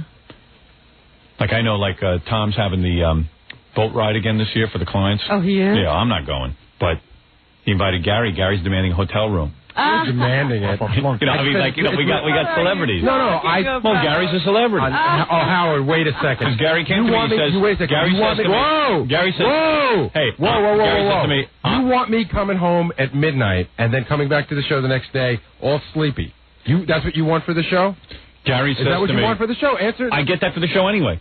No. I go to bed at 9 o'clock every night. I go to bed. Well, now you do. We used to go to bed midnight all the time. Do you want me coming in sleepy? Did you used to go to bed midnight all the time? What's more important, the boat ride or this show? What's more important to you? I don't care about any boat ride. I care about this show. And you're the most important thing to me. Yeah. I love the station. I love Tom, but you're the most important thing in my life. If that's the case, then why don't you dress up for the show? If I'm so important to you, it doesn't make you unimportant that I don't dress up. And if that's the case, work with the same why, when you were single, you went out every night till about midnight with Ross? Because I was younger and I could work on less sleep. Oh, I see. Never affected my job. It has nothing to do with your job. You want a night in the hotel. That's all. But anyway, so Tom, asked Gary to appear at this boat ride. Right. You're a real dick for turning this around on me. Because you're the one who going, Tom shouldn't be taking my people and using them, and now suddenly you're turning this whole thing around on me. Hey, what can I tell you? But you know what's funny? In the office, Gary says to me, Gary says, the reason they want us there is because you won't go. That's right. And now we're the stars, so we have to be treated like stars. No, I didn't. All this just saying nothing, right? So my problem is, with my authority... I said, without you, the only people from the show is a star. Without you, we're the next best thing. So with all of my... And nobody said about what happens is like you ask about my authority on the show. What happens is that I have celebrity. And how can you tell your stars what to do? Well, imagine if you had a show full of stars. You know what I mean? So you can't say to Gary, dress nicer and get me some goddamn coffee right now. He's like, wait a second. I do appearances. I get hotel rooms. ever rejected an offer from you to get your food or anything. This is my costume. There's never anything that you ever told me to do that I felt was too low for me. Do you feel your outfit is your costume? Is that it for the show? In other words, this is your I got lazy. I got lazy. I wasn't feeling good. About the show. I care very much about the show. You don't feel good because you don't go to bed early. Has the level of the show gone down at all since I stopped dressing well? Yes. You're a liar. Okay. Well, we're not talking about necessarily on the air. You asked me a question. Cite an example. Excuse me, let me point out something. No, I don't even remember how you got here, you Malika lover. The purpose of him dressing well was not for on air. Right. It was for his work outside He doesn't even know why he's supposed to dress up. He thinks it's supposed to be in here. No, I know it's not for in here. I know it's for the salespeople.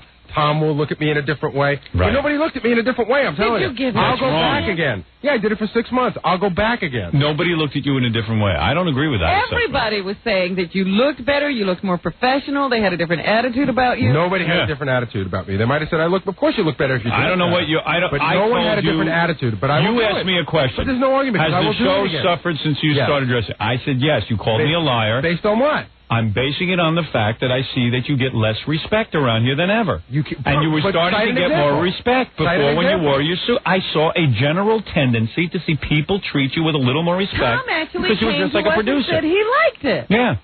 I saw an overall vibe that you had gone from a total buffoon to something less than a buffoon. Semi-idiot. Yeah, whatever. I missed the vibe, but I can bring it back. All right. I thought that there was more of a vibe. I can bring it back. Do whatever you want. I wouldn't want whatever you want. You're a star. I'm not going to tell you what to do. Listen, I feel uncomfortable telling you what to do. No, you don't. You're very celebrated. There's never been a moment in your life where you felt uncomfortable telling me anything. I don't know. You're a big star. I threw a tantrum this morning with John. Because you want to know what the funniest thing? Howard, you know what the funniest thing is? Because of the old radio we bought? You were here. No. Which one? Did you hear that one? No. Yeah.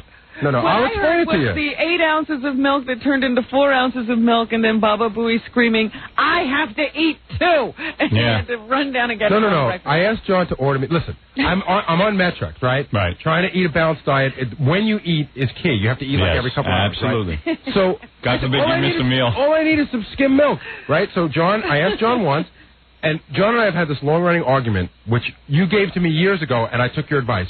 Write it down. Right. All I asked. Right. So John ordered breakfast, and he just forgot. Right. So then John ordered again, and they brought up about 2 ounces of milk, which wasn't enough. So by now it's 7:45. I'm starving, and I'm like, Jesus Christ. It was the same thing you did here during the commercial. That's All I want to do is eat. Right. Well, he's like you. He's doing what you Exactly. It's a funny thing. And what's funny is I just had a tantrum in here because my yogurt wasn't proper. Well, because you should do everything I do, right? Exactly. Yeah. So I had a yogurt. All I want is a yogurt while I'm on the air. Yes. That's all I want. I can't get it for some reason. I don't know. There's always a problem with it, or it's warm, or something wrong. You know, I don't know what it is. There's always a problem. But Gary, he throws tantrums back there. I never throw tantrums. I was going to bring that yogurt in earlier, but Gary told me to wait for the break. Yeah, which is wrong. I want it. There's a whole thing with my yogurt, and they bring me 2 hot waters, but inevitably, whoever handles it takes the yogurt, sticks it on top of the hot waters, and the yogurt's like spoiled by the time it gets to me because it sits there on top of these real hot boiling waters.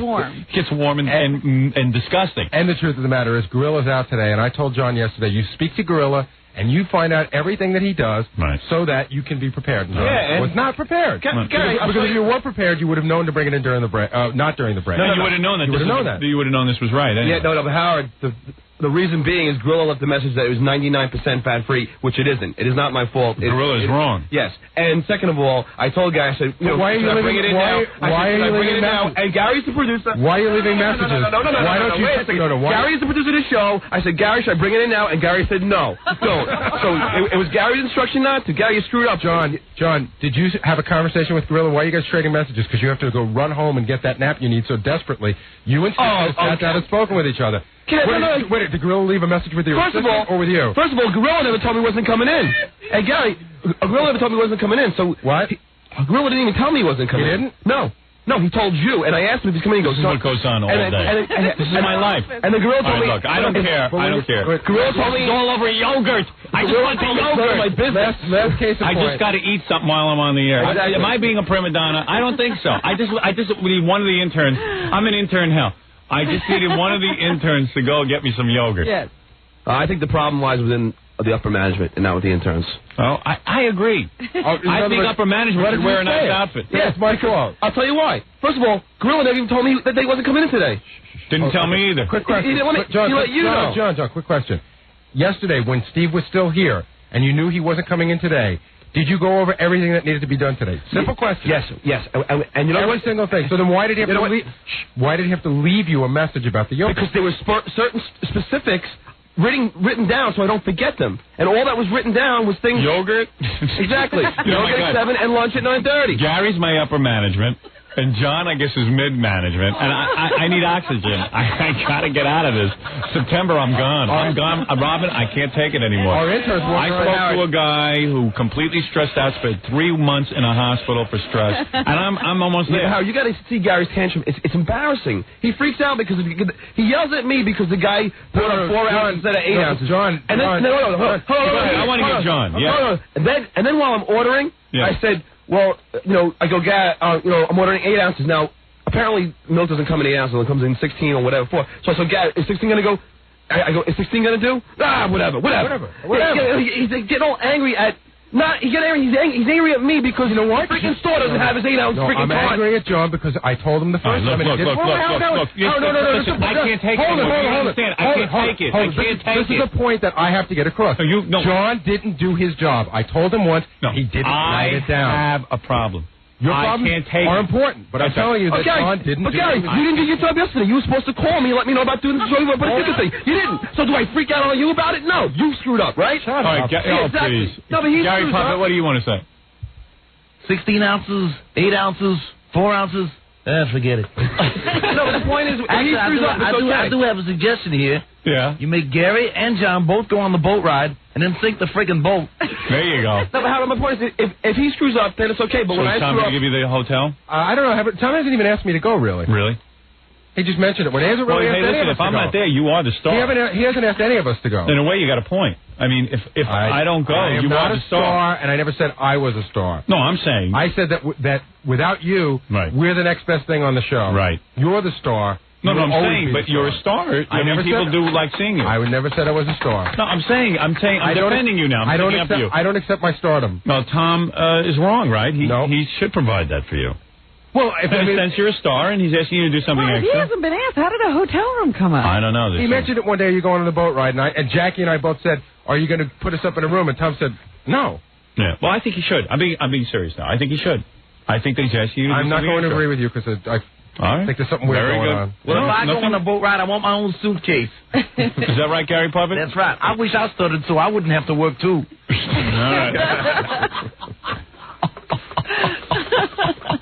There it is. Okay, very good.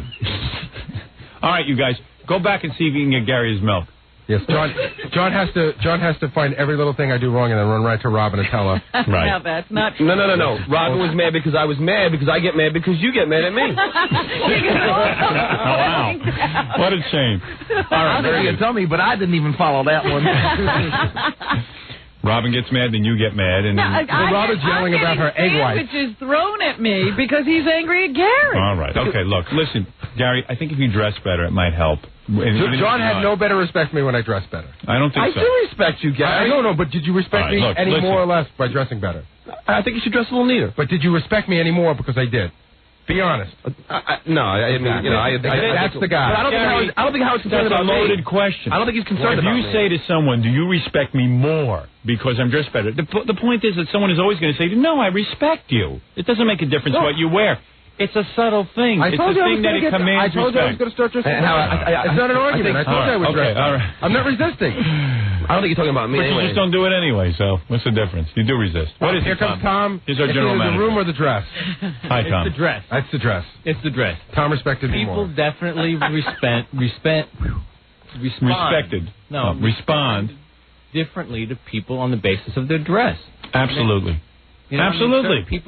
Business people are supposed to dress like business people. And Gary is a business person. And Gary's kind of in a mix between business and creative, and right. I think that he does himself well by dressing better. Thank you. You're right, Tom. I think Gary's an a-hole, and he's me. Tom, I understand what you're saying. I'm in full agreement. Once I got respond out, it was fine. When Gary walks into your office and he's wearing a suit and tie, you sort of feel like, hey, I shouldn't blow him off. I feel like you don't feel like you're talking to a kid. Well, I'm going to try and treat Gary with the most respect I can give him anyway. But I think of Gary as a 20-year-old. All around the office and the accountant. And not only that, he's constantly meeting new people. He might have better for the station and for the show. Right. If he looks better when he meets a lot of business people. He meets sponsors. You want the truth? Yeah. I outgrew my last set of clothes. Is that right? No. Very good. You know, I love hearing Tom talk about fashion, especially since his tie don't work. His tie don't work. But he's got a tie, and that's the point, Gary Poppy. That's very nice. All right, listen, I've had enough of this. I don't want to talk about our interscene squabbles. Interscene squabbles. Thank you, guys. Internacine. Yeah. Internacine squabbles. We're going to take a break, and then I'm going to play the deaf comedian. And I got a million things to talk about. Hey, don't forget, tune in Tuesday. Tuesday's the big day. That's the day I'm going to tell you what product not to buy. We have our own boycott going.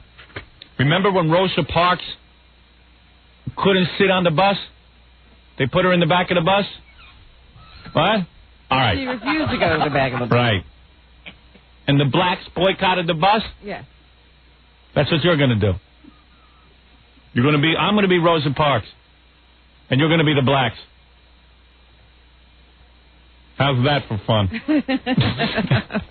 Tune in Tuesday. I'll explain it all.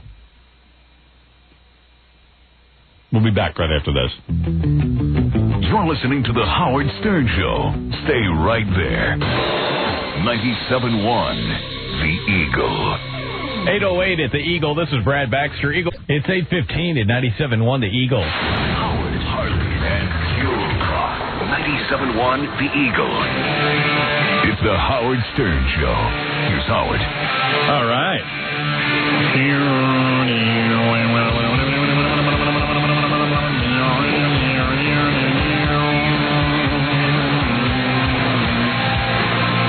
We got a lot of good response from me playing my original tapes from that radio show that I did the other day, and I'll get to those this hour, I guess. I really don't want to.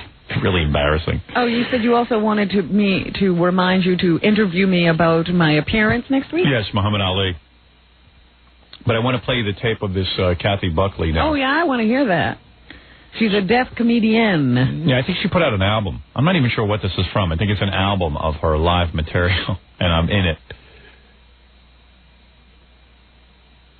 There's a whole album? Yeah, it's sort of a negative. Of her doing comedy? Yeah, it's pretty incredible. But I don't know, it was kind of like a negative take on me. Not that I care, but I thought that she was like hugging me and thanking me for coming on, and that's what I remember. You know, people love us and then they turn on us. Yeah. And they never tell us when. We just have to find out when they record something. Yeah, it's really weird. Sure, in fact, she asked to come back on, and I guess I said no because we had already done it. We didn't know what else to do. Yeah. So now she resents us, I suppose. I don't know, but, I mean, it's harmless stuff. I mean, it's no big deal. It's just kind of, the material's okay. It's just when she does it, it's funnier. You guys know who Howard Stern is? You do? Well, see, I didn't. See, I can't hear the radio. I can hear the music because I can feel the vibration of the music. I don't believe that, by the way. You don't think she's deaf? No, I believe, yeah, I don't think she's deaf. I think she's a real bad comedian who, who just basically figured out a shtick. See, because if I say to you, why did the chicken cross the road to get to the other side, it's not that funny. Right. If I said to you, why does the chicken cross the road? And then all of a sudden you're funny. I'm laughing. Yeah, you're laughing, aren't you? So you think that she can hear the radio? Two horn and a chicken. Two chicken and a horn. Don't bother me a monkey. And a monkey not here, the two guys come in. And they go in and the whore really don't want to sleep with this big fat pig. Because she's a whore, but she's very, very selective. So, see, I got you in the palm of my hand. Yeah, you gotta, you said you couldn't do stand-up. She's a whore. You can do stand-up. Of course, I could do deaf stand-up, because then I don't have to be that funny. Oh, man. I'm telling you, I'm a riot. Imagine if I had AIDS and hemorrhoids. I'd be a yuck. I can't really yuck it up. Oh. I recently got AIDS. What happened is I slept with a homosexual. And this guy did things to me. I mean, talk about taking my hand. This guy, my buttock was so small. I couldn't believe it. Oh. My buttocks really hurt. So, after the buttocks, I said, hey, how dirty can this guy be? Sure enough, I started to feel not so hungry. I lost some weight. I think, well, I lost some weight, that's good. But then I looked good. So I go to the doctor. I went to the doctor, and he said, you got AIDS. All right. So I didn't know what to do. I mean, now I'm deaf. I got AIDS. And my hemorrhoids hurt because the guy poked me so hard. Okay? I'd be the hottest comedian. What you think her shtick is, that she can hear, but... Because when she was in here, I did a test, like I just said, hey, by the way, and she just turned around, she heard everything I said. She answered you right away. Yeah, she knew right away. I was talking behind her back, and she heard everything. But all I need is some material, and I could go on stage. I need one of those jokes. Well, maybe you can get Billy West to write you some material. Yeah, right. I'll call his wife. He's full of good stuff.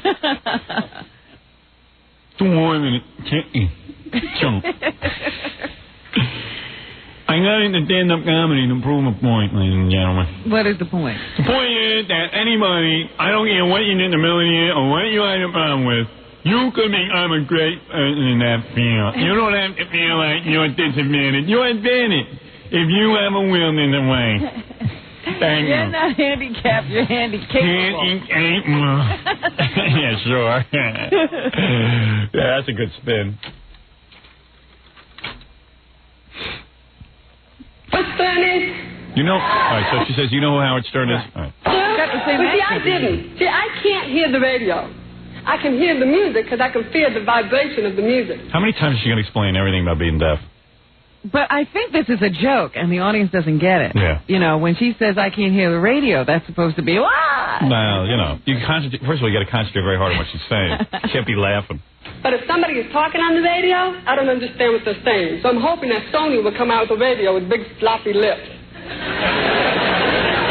Anyway. See, that's not a real funny joke, but the audience is giving her a mercy laugh. I'm not even mad at her. I mean, it's a cute little routine. Don't get me wrong, but that is a mercy laugh. If Jerry Seinfeld came out and said, I'm having trouble hearing. I wish they'd invent a radio with big floppy lips. No one would laugh. Am I right? Come on. Oh, yeah. Well, I don't know who these people are. Maybe big floppy lips are funny. I don't know. When I go to a comedy club, I really don't want to strain to understand a comic. I mean, I strain all day. She thinks we're deaf. All right, anyway, here we go. Howard Stern wanted to know who this deaf comic was. Apparently, he was trying to locate me through the radio. He got a hold of my agent. My agent called me up and said, Kathy, would you be willing to do an interview with Howard Stern? I go, yeah, sure. Is he a nice guy? I went to New York. I met Howard. The first thing that came out of my mouth was, whoa, who doesn't do your hair? This man asked me some of the most absurd questions that I actually thought I was lip reading wrong. See what I mean? They're giving him mercy laughs. This man asked me some absurd questions. I thought I was lip reading wrong.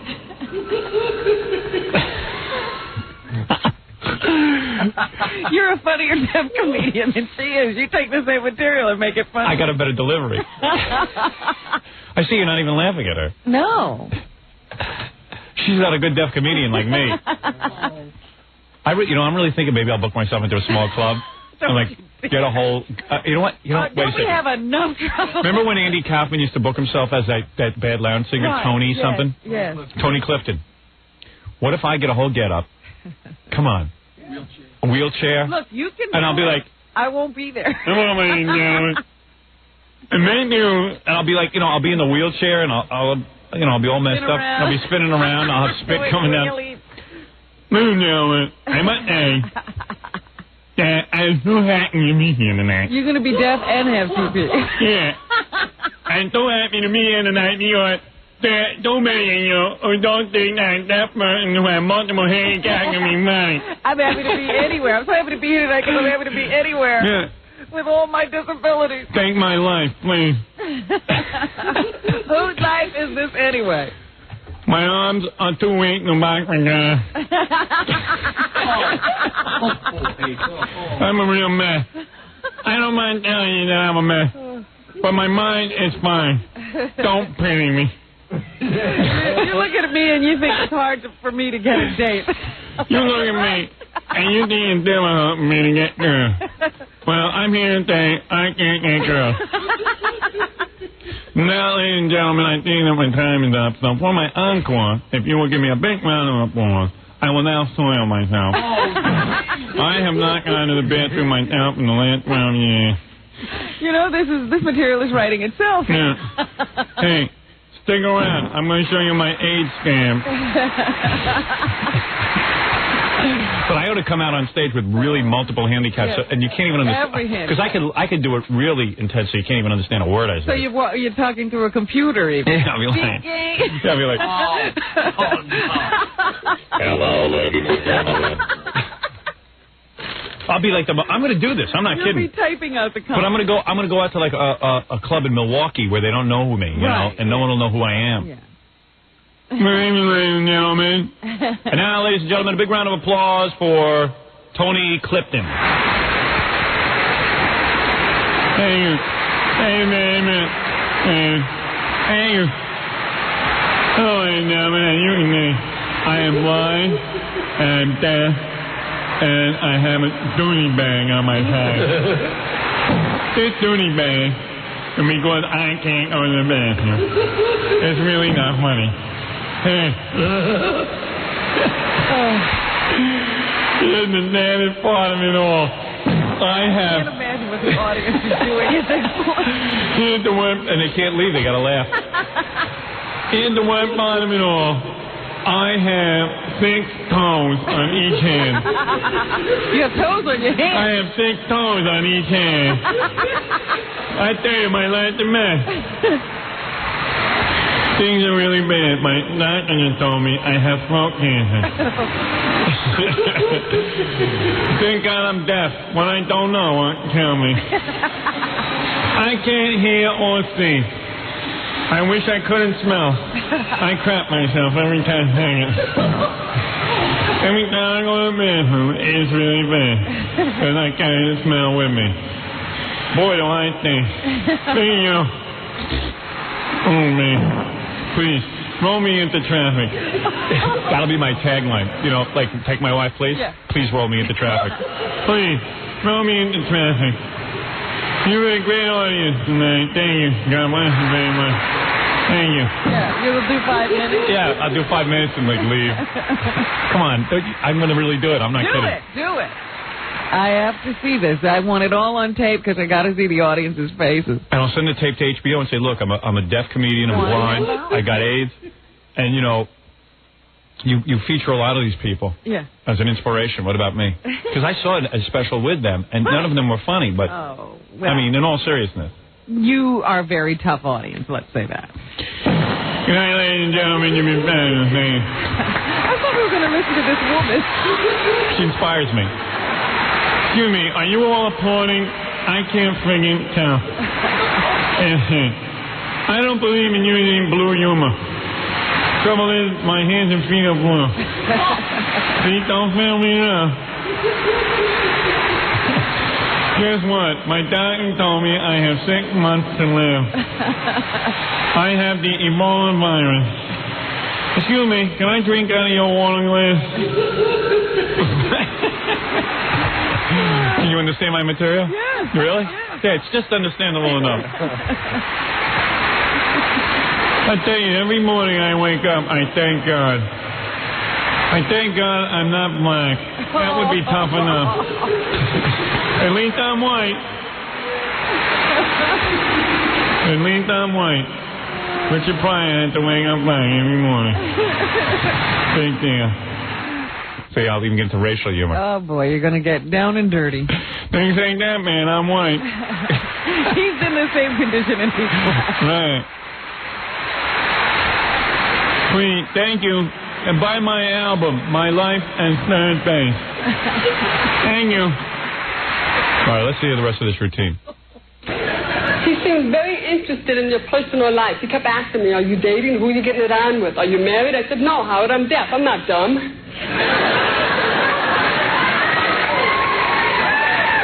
I'm telling you, I'm gonna be the biggest thing in America. She's getting applause with this stuff. He even asked me if I would date a man with a disability. I said, I consider going out with you. That's good. I kept waiting and waiting. I might borrow that for my act. A lot of people ask me, would I date a woman with a disability? And I say, yeah. What choice do I have? I'm really happy to be here tonight, but I'm happy to be anywhere. Look at me, my colon is on my hip in a bag. I'll date anyone, as long as he's not Jewish. I hate the Jews. Join the club.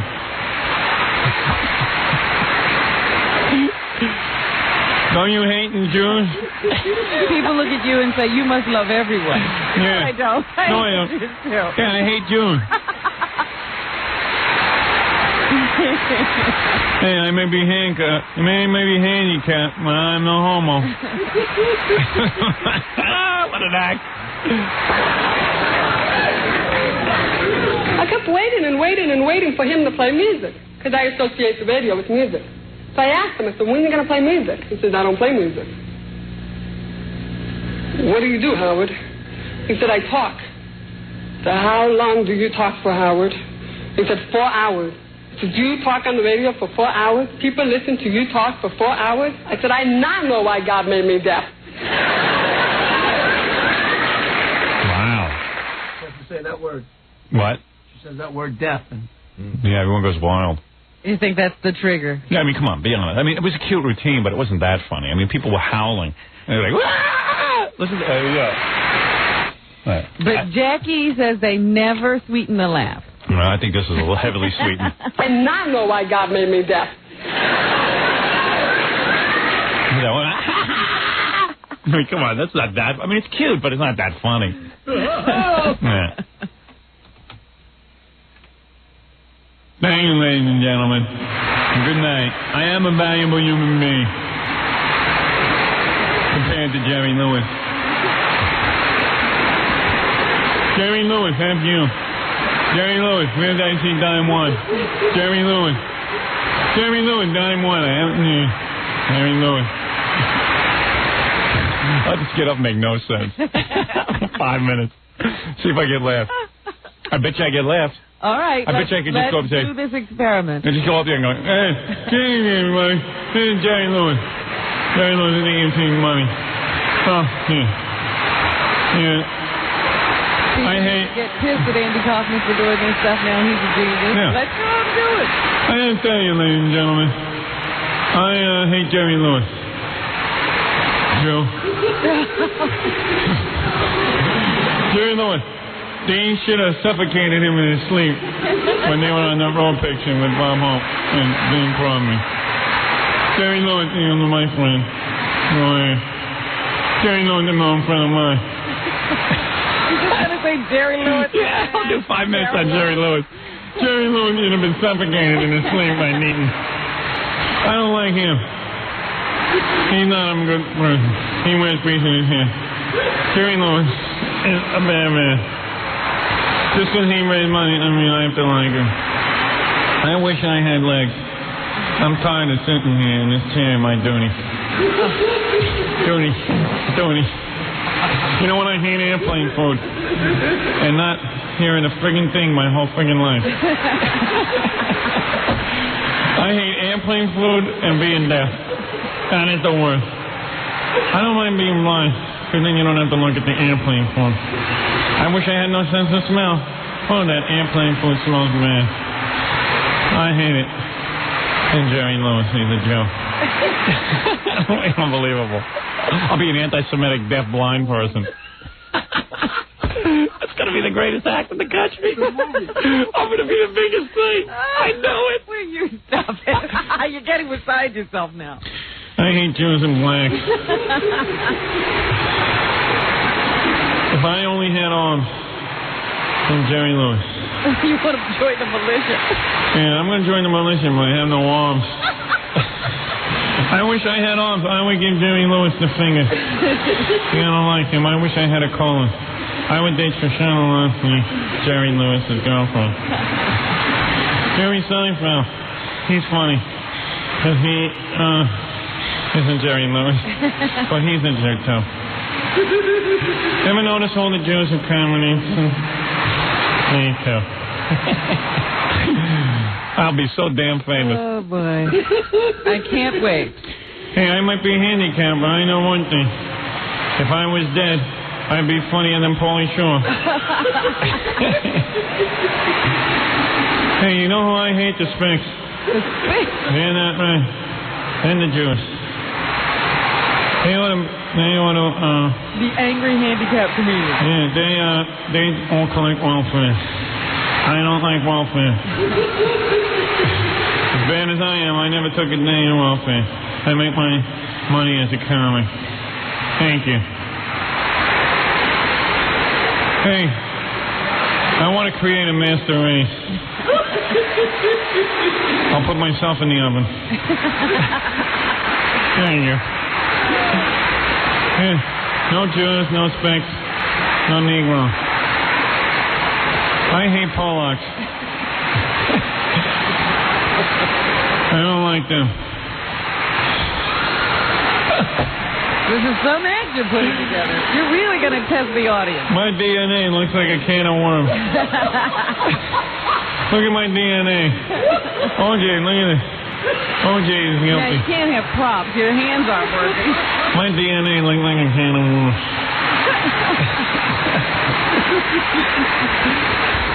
I'm not done, but I gotta go to sleep. I wish I had an esophagus. I bet you I'll be big. Anyway, I gotta take a break.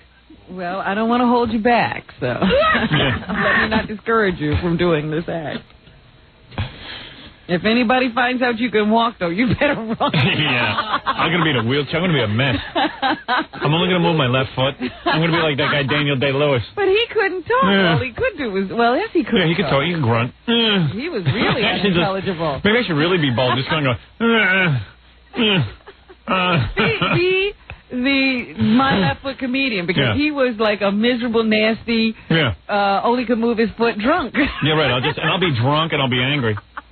Hey, hey, pretty sweet young boy. Is that a joke? But I'm angry. Hey, where do you find a Negro with no arms or legs? Now, where do you find that? Right where you left him. Oh. Hey. F you. Yeah. F you. Good night, everybody.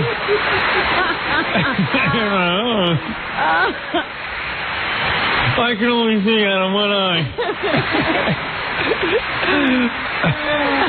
We're going to be going nuts. Applauding out of mercy.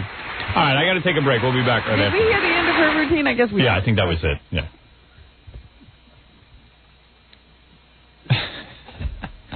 All right, that's enough. I got to take a break. We'll return to the Howard Stern Show after these messages. 97.1 The Eagle. 8:37 at The Eagle. This is Brad Baxter. It's 8:43 at 97.1 The Eagle. Call Howard on the Eagle's toll-free line, 1-800-54-STERN. We're back with the Howard Stern Show. Here's Howard. Yeah, good. Tuesday I'll reveal who we're going to boycott and also... boycott, Jerry. Boycott.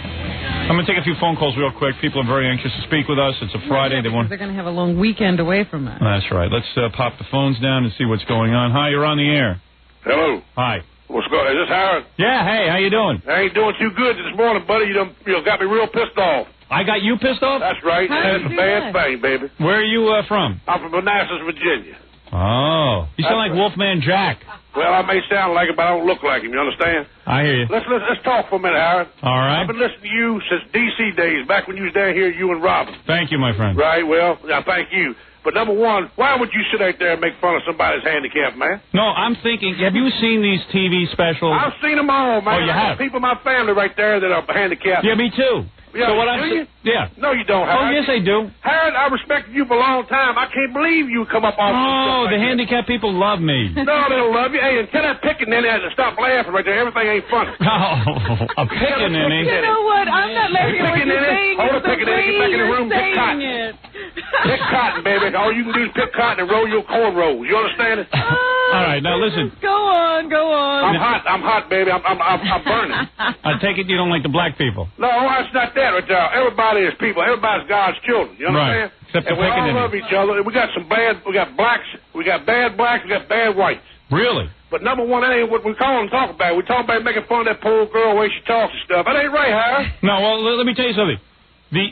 What I am thinking of doing is going out on the road, because I am not a great stand-up comedian, but I think if I had an extra shtick, I would be over the top.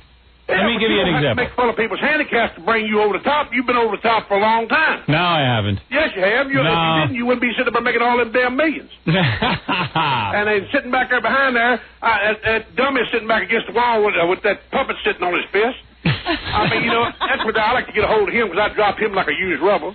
Really? And Heckle and Jekyll sitting behind you. Yes. I mean, and they laugh at everything you do. I guess they're programmed to do that. Absolutely. Yeah, right. I couldn't possibly think it's funny if you don't think it's funny, huh? Well, listen. You've been laughing for how many years? Hey, Pickaninny. Wait a minute. Let's this ain't no white boy time now. Let me talk a little bit. Let's not call each other names, redneck. Hey, Pickaninny. Get back and pick a roll of cotton for me. Look, you damned hunky. Hey, shut up. get back up here, baby. You don't have to sink to his level, Robin. Hey, no, he's not thinking my level. She knows what I'm talking about. Ask you a question. Go ahead, Robin. Go ahead. You've been laughing since Washington. That's right. And we've been laughing. Now all of a sudden we're wrong. He's not funny. No, it's not funny when you make fun of somebody's handicap. Robert, suppose you had somebody in your family, a child, your children, your beautiful daughters right there, something happened to them like that. What would you do? How would you react, Al? I'd make fun of them. No, you wouldn't. Yeah, I would. Because your wife would probably kick your brains in. Nah, she and ain't your kicking brother would nobody's jump brains. too. She can't kick nobody's brains in. That's wrong, I can kick my wife's ass. That's wrong, Howard. My daughter has 5 arms. Oh, 5 arms. She has that. That's true. I swear to God. That stuff right there ain't no problem. She's got 3 boyfriends. Main people's handicap. Please, Howard. Oh, be quiet. You sound silly. No, I sound silly. I'm talking about this wave of comedians. Listen, let me explain something to you about this show. I'm talking about this wave of comedians that are maybe about, on a scale of 1 to 10, a 5, but they get up there and people, they sort of laugh out of, they're embarrassed not to laugh. So I am doing a routine on that. Now, you got to do the accent of the people who are on stage. It's just like when I do a black affect, like the Amos and Andy affect. I go, hey, my name is O.J. Now, O.J. doesn't really talk that way, but I go, hello there, my name is O.J. Or when he does an illiterate hillbilly, he sounds like you. Right. Well, I just, you got me hot, man. I mean, come on, go ahead. I run my old lady's car to the ditch coming down the road. Believe me, you love it. Thank you. Well, take care. All right, Right Hoss. on. Very good. Right on. That's Hoss. Go load your guns. What's up, white people? Is that true, Robin? You're going to be picking cotton this weekend? He has anything to do with it. Hello? Yes, sir. Yeah, how you doing? Myrtle Beach. Hey, it's Jackie.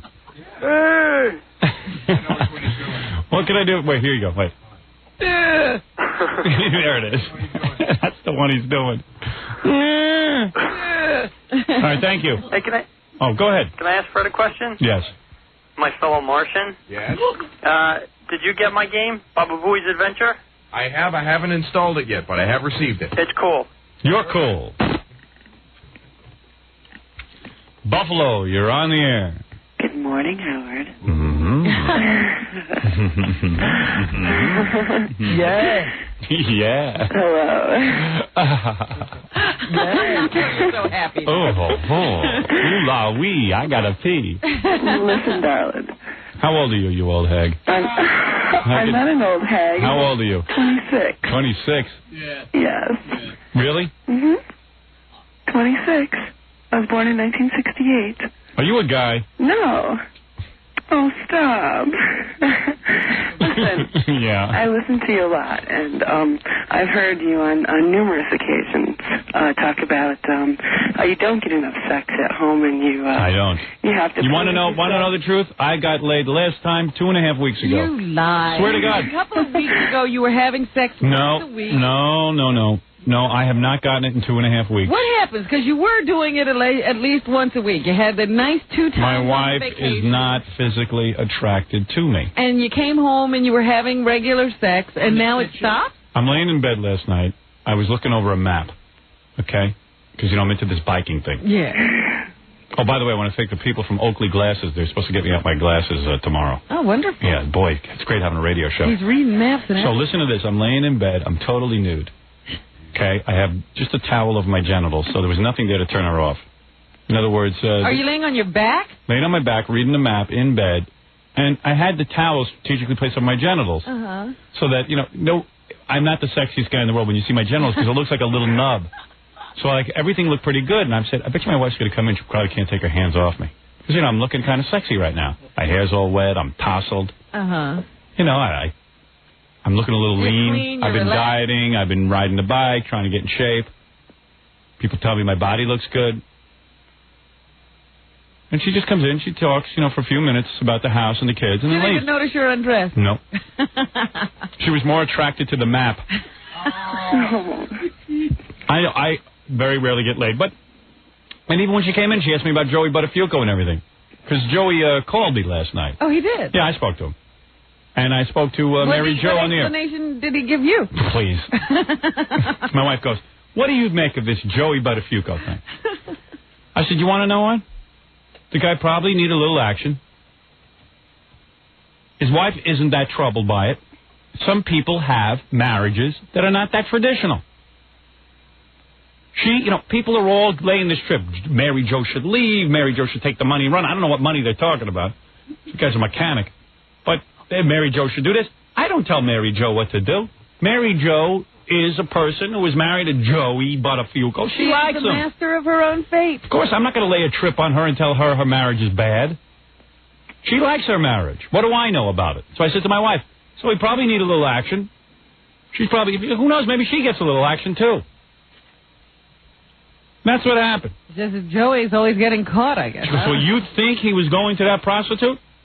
I go, no, he was doing something, I don't know what, he was telling jokes. He was doing a routine.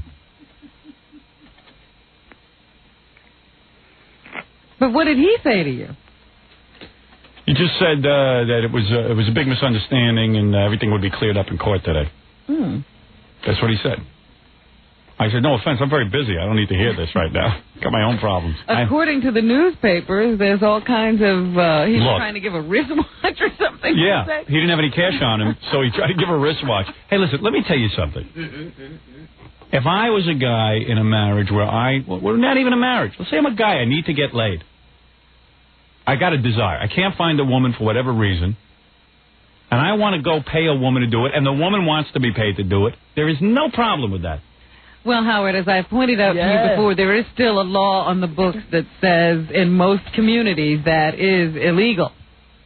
I don't give a rat's ass. If we have decided it's no longer a crime, then we should change the laws. I'm watching Channel 2 News last night. By the way, I was the only one. I've seen the ratings. And they had a report on with a black and white camera, you know, hidden somewhere like in a garbage pail. Right. And they had these young ghetto types selling crack right to the police. And they have them on film. And they're all out because the jails are so overcrowded with real criminals that they're not going to sit and arrest some guy dealing some $10, $15 worth of crack. But yes, it goes on and the police overlook it. It's the same thing they overlook prostitution. For the most part. For the most part. Every once in a while they have to do these sweeps. This Buttafuoco's got a black cloud over his head. He goes to get laid and he's with the cops. So you never know. But you're saying I don't get sex. I don't get sex. Listen, I don't need sex anymore. That's it. I guess I'm not going to. That's not my card. But you were going somewhere. You say, suppose you're a guy and you want to. So you go and pay someone. Look, I have no problem with that.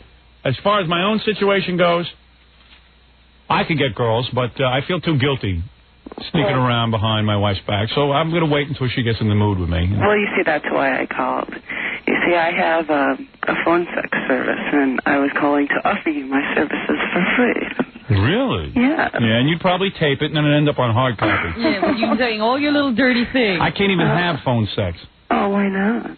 Because they'll find out it's me, and then you'll play the tape to my wife. Oh, see, now, all I can say is I promise you I wouldn't, but I'm sure you wouldn't believe that. We also... I can dig a little phone sex right now. Oh, yeah? Yeah. Are you really hot? I'm very hot. That's why I'm not so sure I could do it over the air, because I'm 100% explicit. What do you look like? Well, I'm 5'3". I weigh about 107. I've got very long jet black hair and dark blue eyes. All right, wait a second. Just say you're 36C and you have a very big chest. Very full. They're natural? I can almost, yes, I'm natural. Not implants? No, absolutely not. So I can almost fit into a D cup, but I prefer to wear a C because it kind of lifts and, makes them look really good. So they bulge together. So they bulge. So out of your bra bulges your C cups? Yes. And is your stomach very hard and flat? Yes, I work out 3 times a week. And I have a navel ring also. Navel ring? On the bottom. And you like to wear thongs? Yes, of course I do. Because I think my best feature is my butt. I've been told I have a heart-shaped butt. You like a heart-shaped butt? Yes, I do. Yes, I do. Yes, I do.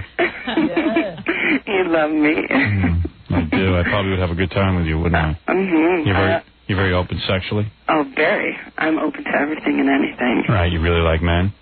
I love both men and women. Oh, man. I also like to get spankings. Do you? Yeah. Would you spank me if I'm a naughty girl? Yes. Well, what are you wearing right now? Mommy. Right now? Right now I have on a half shirt and a pair of panties. That's all? No bra?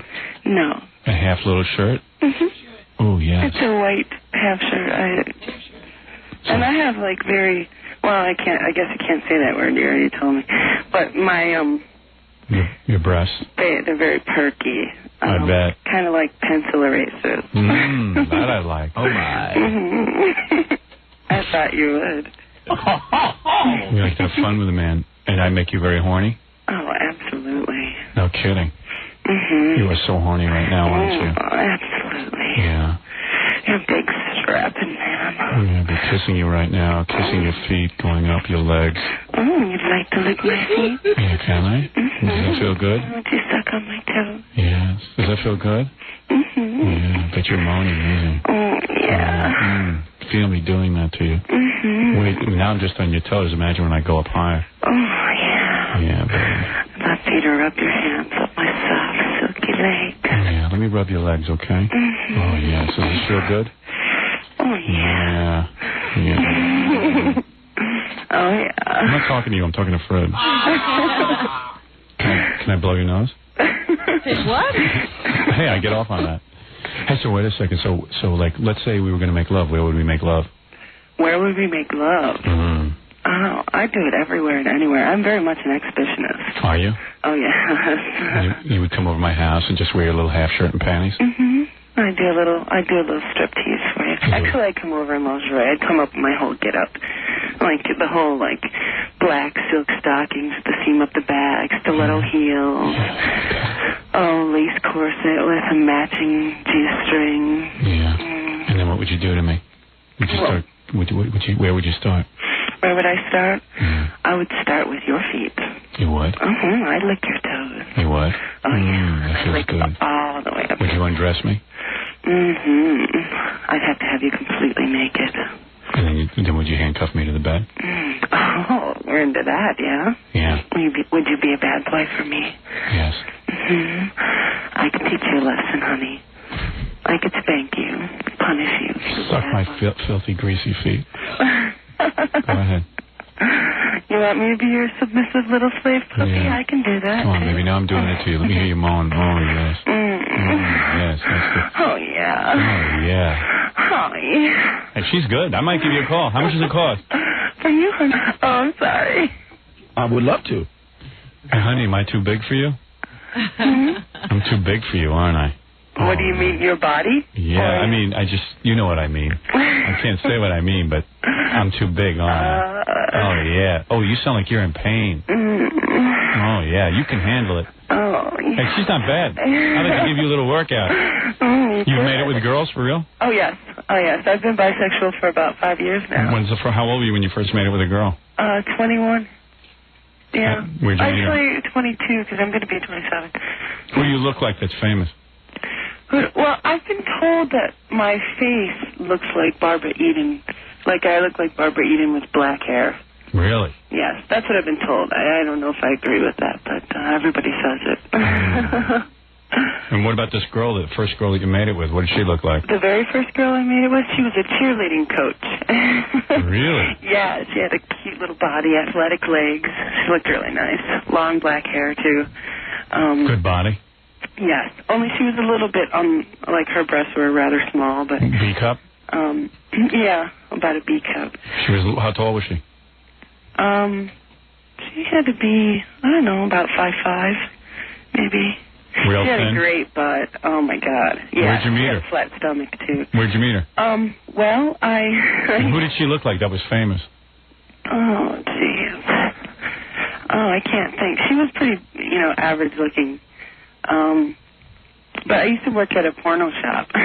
Yeah. I used to manage one, and she came in one day? Yeah, with her boyfriend, and they were looking for something, Some sex toys?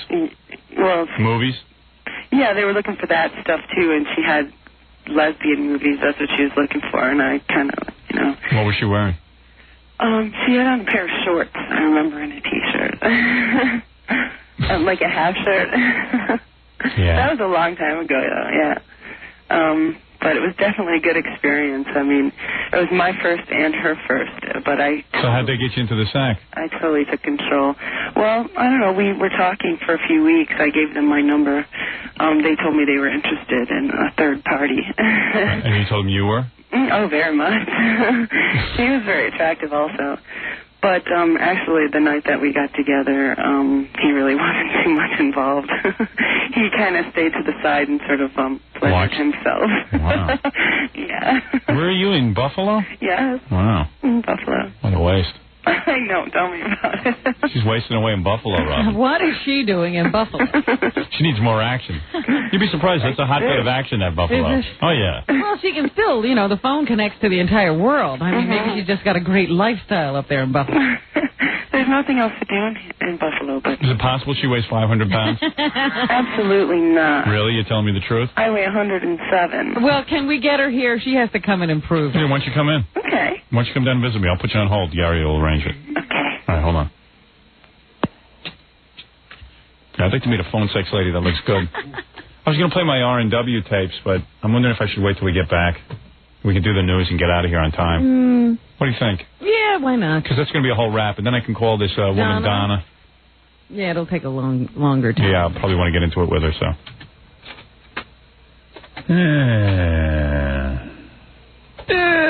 Thank you, James. Tune in Tuesday when we tell you all about the boycott we're planning. We're going to start boycotting. No, the boycott we're starting. Yeah. We're not planning it. It's planned. Right.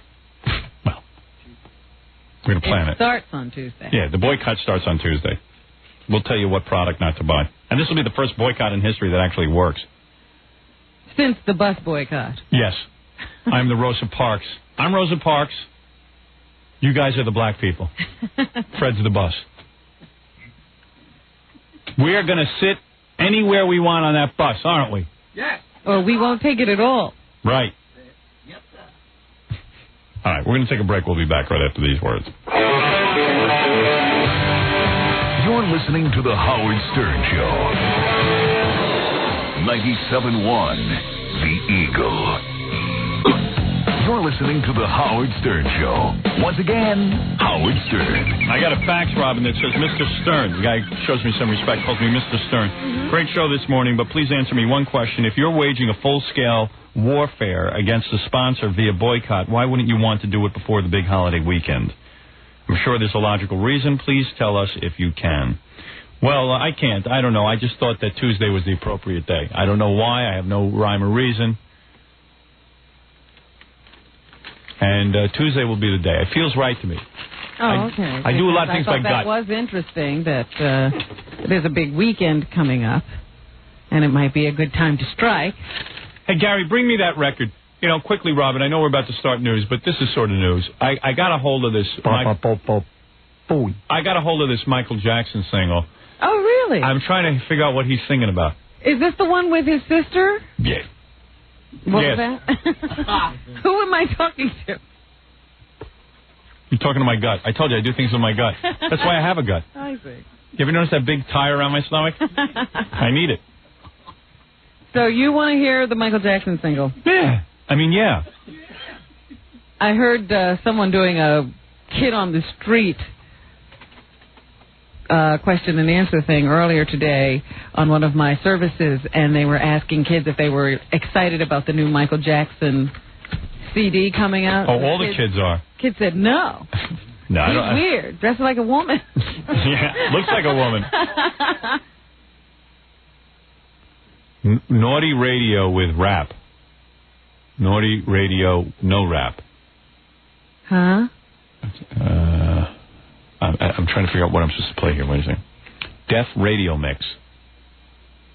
Dave Jam Hall's Urban Remix Edit. Naughty Radio Edit, no rap. Naughty Radio Edit with rap. I wonder what this means. I guess, I don't know. I don't know what it means. Thanks, Papa Foley. Papa Flunky. I guess I'll play the first one. I think it's all the same song, but... One has a rap in it, I think, and one doesn't. Michael Jackson rap.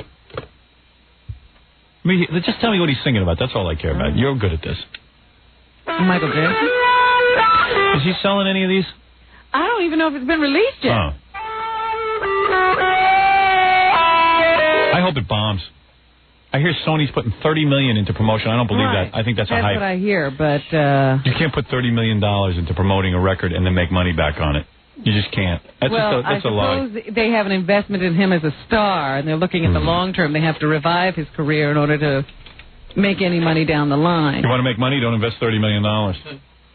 VH1 is showing like a montage of Michael Jackson's greatest videos. Yeah. You know, starting from like 1978. Yeah. And it's frightening. Yeah, I mean, how could he say he had nothing done? Right. I know, because all you do is look at the plastic surgery from video to video. I can't believe I look at the video for... He's a scary guy. You know the video, The Way You Make Me Feel? Yeah. And I look at it, and then I look at him now, and I go, wow, he looks normal back then. Yeah, I know. You go, hey, you should have stopped at that nose job. Well, I remember him from Billie Jean, that video, where he almost looks like the kid you saw grow up. Right. Yeah, with a slight improvement. Yeah. But remember how at the time everyone said, boy, Michael Jackson looks strange, and that was 10 years ago. And he didn't. It just never stopped. Very strange now. Someone told me his next thing is going to be, he's going to get gills, like a fish. Actual Get rid gills. of his legs and put on fins down the Fins and gills.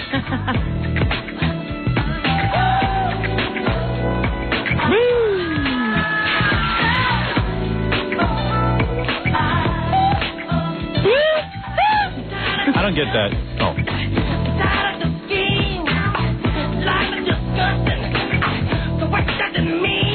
Isn't he like yelling or something? I don't know what that is. I don't know if it's called singing. We ended up died. Yeah, I don't get him. It's like you're coughing out of it. Hold on, I got an EBS test. Excuse me for a minute. Am I interrupting Michael Jackson? I got to handle this. Are we at war? WQXR in New York is conducting a local test of EBS, the Emergency Broadcast System. EBS is intended to help keep you informed in the event of a natural, civil, or technological emergency. Why am I getting somebody else's EBS test? Why does it say WQXR is having a test of the EBS system? Yeah, we're not QXR, are we? Yeah, we're XRK. This is why no one can get the ratings straight. Nobody knows what station they're on. Have that disconnected, will you? I don't know what he's talking about. He's always like angry and pissed off, but he's like such a putz. I mean, he's like a little skinny guy. Yeah, don't try to act tough now. Yeah, I could kick it. He's always angry, but in every one of his songs now, he's angry. He's a badass. Yeah, he's bad. What a threat. He's like yelling about stuff. Yeah, this is a guy who's like Peter Pan. He's having sleepover jammy parties with boys. But he's like, you notice like he's angry? Oh, yeah. He's like all pissed off. Well, he's searching. Yeah. He's searching for that magic formula. That's his sister? Is it? Yeah. No, it isn't. Yeah.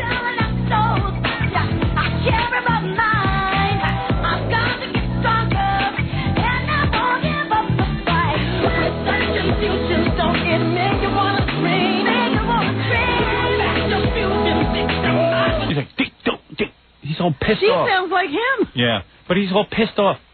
Well, I don't even know what they're singing about. What pissed him off? I don't know, but he's really pissed. Maybe there's no one available for the pajama party. My theory was it was a tape of him yelling about his legal bills after the last fiasco. He's yelling at Johnny Cochran. Yeah. Where the hell is my money? I can't believe. Give me my Where am I? My incredible amount of money just for you to defend me. $80 million. Then I get a settlement of $15 million. And my career's in the toilet. What the hell is this new bill? What the hell, Johnny? Is this new bill? I'm thinking of writing a whole album about my legal bills. Maybe that isn't Daddy he's saying, it's Johnny. Yeah, I'm going to write a whole song about lawyers. The friggin' lawyer.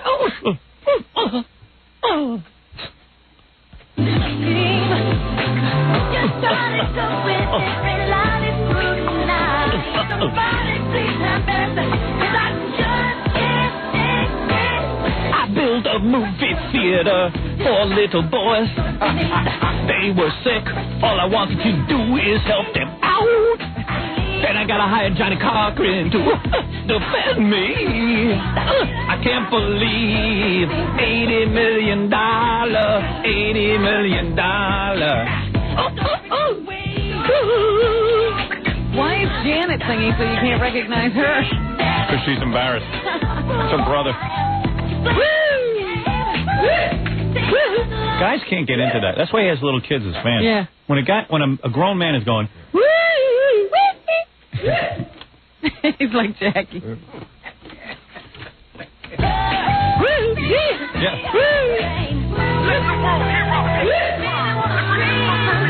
It is the rap. She's angry. Come see my llama put on some pajamas. Now get nude. I wanna get rude.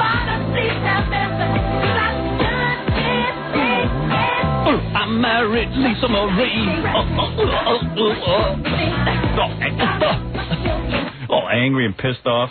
What's he got to be pissed off about? The pressure. Singing like there's a piano on his foot. Oh, angry. I'm angry. I was wrong. You know, I was wrong. See, they couldn't even indict me. The whole press was against me. Please hear my side of the story. I have never been so humiliated. They examined my penis. They examined my penis, genitals, and my thighs. The police took off my pants and saw my genitals. I bought California.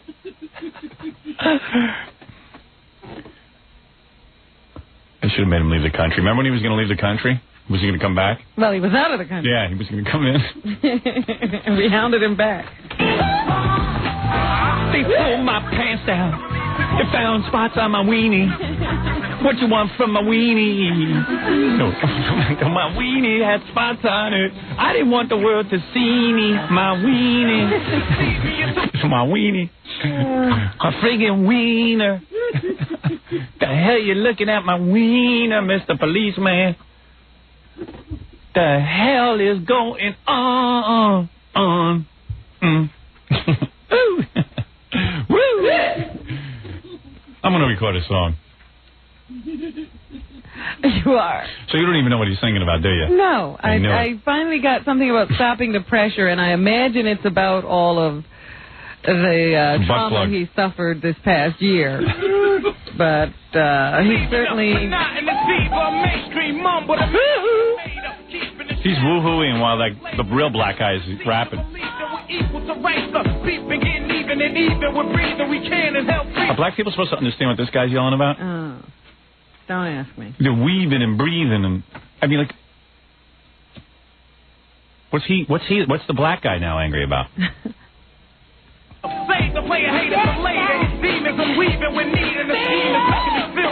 He's trying too hard. He's all pissed now. The rapper got him nuts. Don't laugh at my speckled penis. Don't it make you want to scream?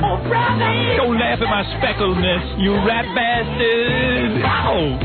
Leave me alone. Trying to have a tender moment. Cares. Well, I'm sure it'll do very well for him. Where's my Barney costume?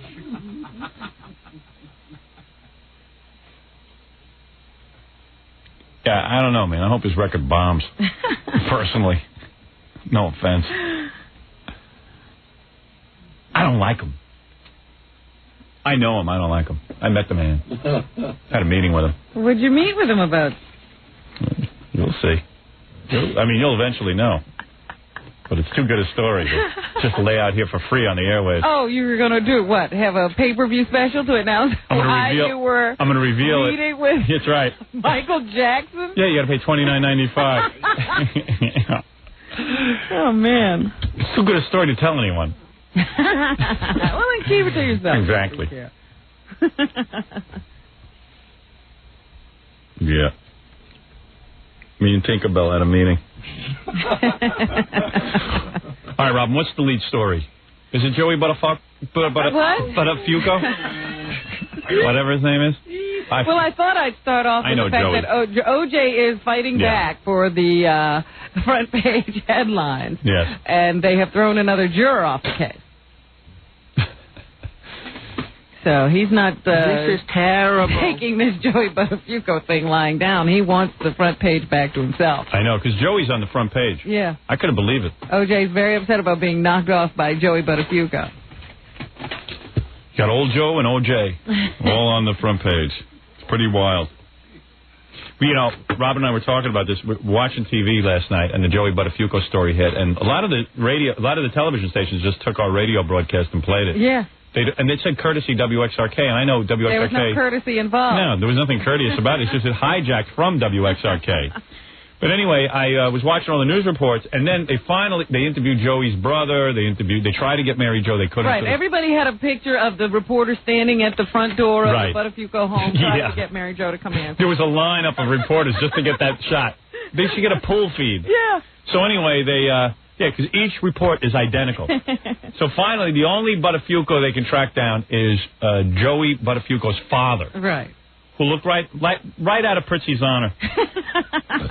Must be a 90-year-old man. He looks like a frail guy. They get him, and he looks like he just woke up from a nap. I mean, he's sitting there. He's got the bathrobe on. Yeah, he's a skinny old man. In a little chair with his feet up. Yeah, he's an old man. He's just trying to relax. And I know that in the deep bowels of his mind, he's going, I can't believe my son's 40 years old. They're still questioning me about him.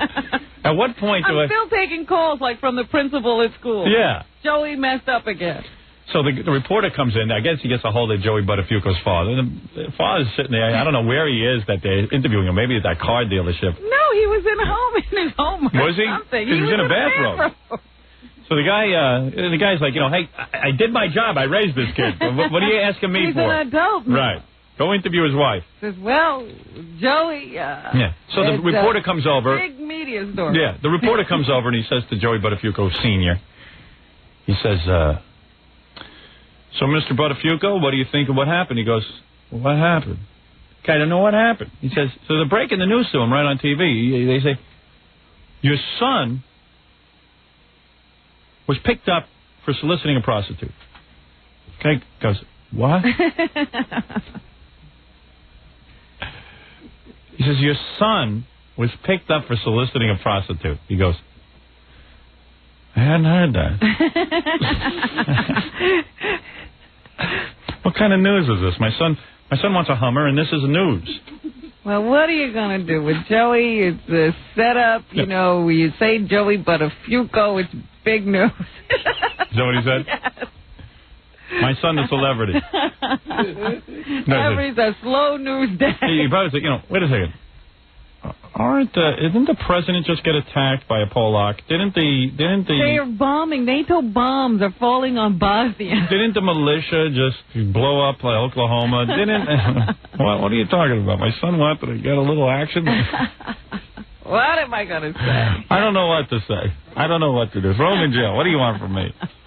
What do you want from me?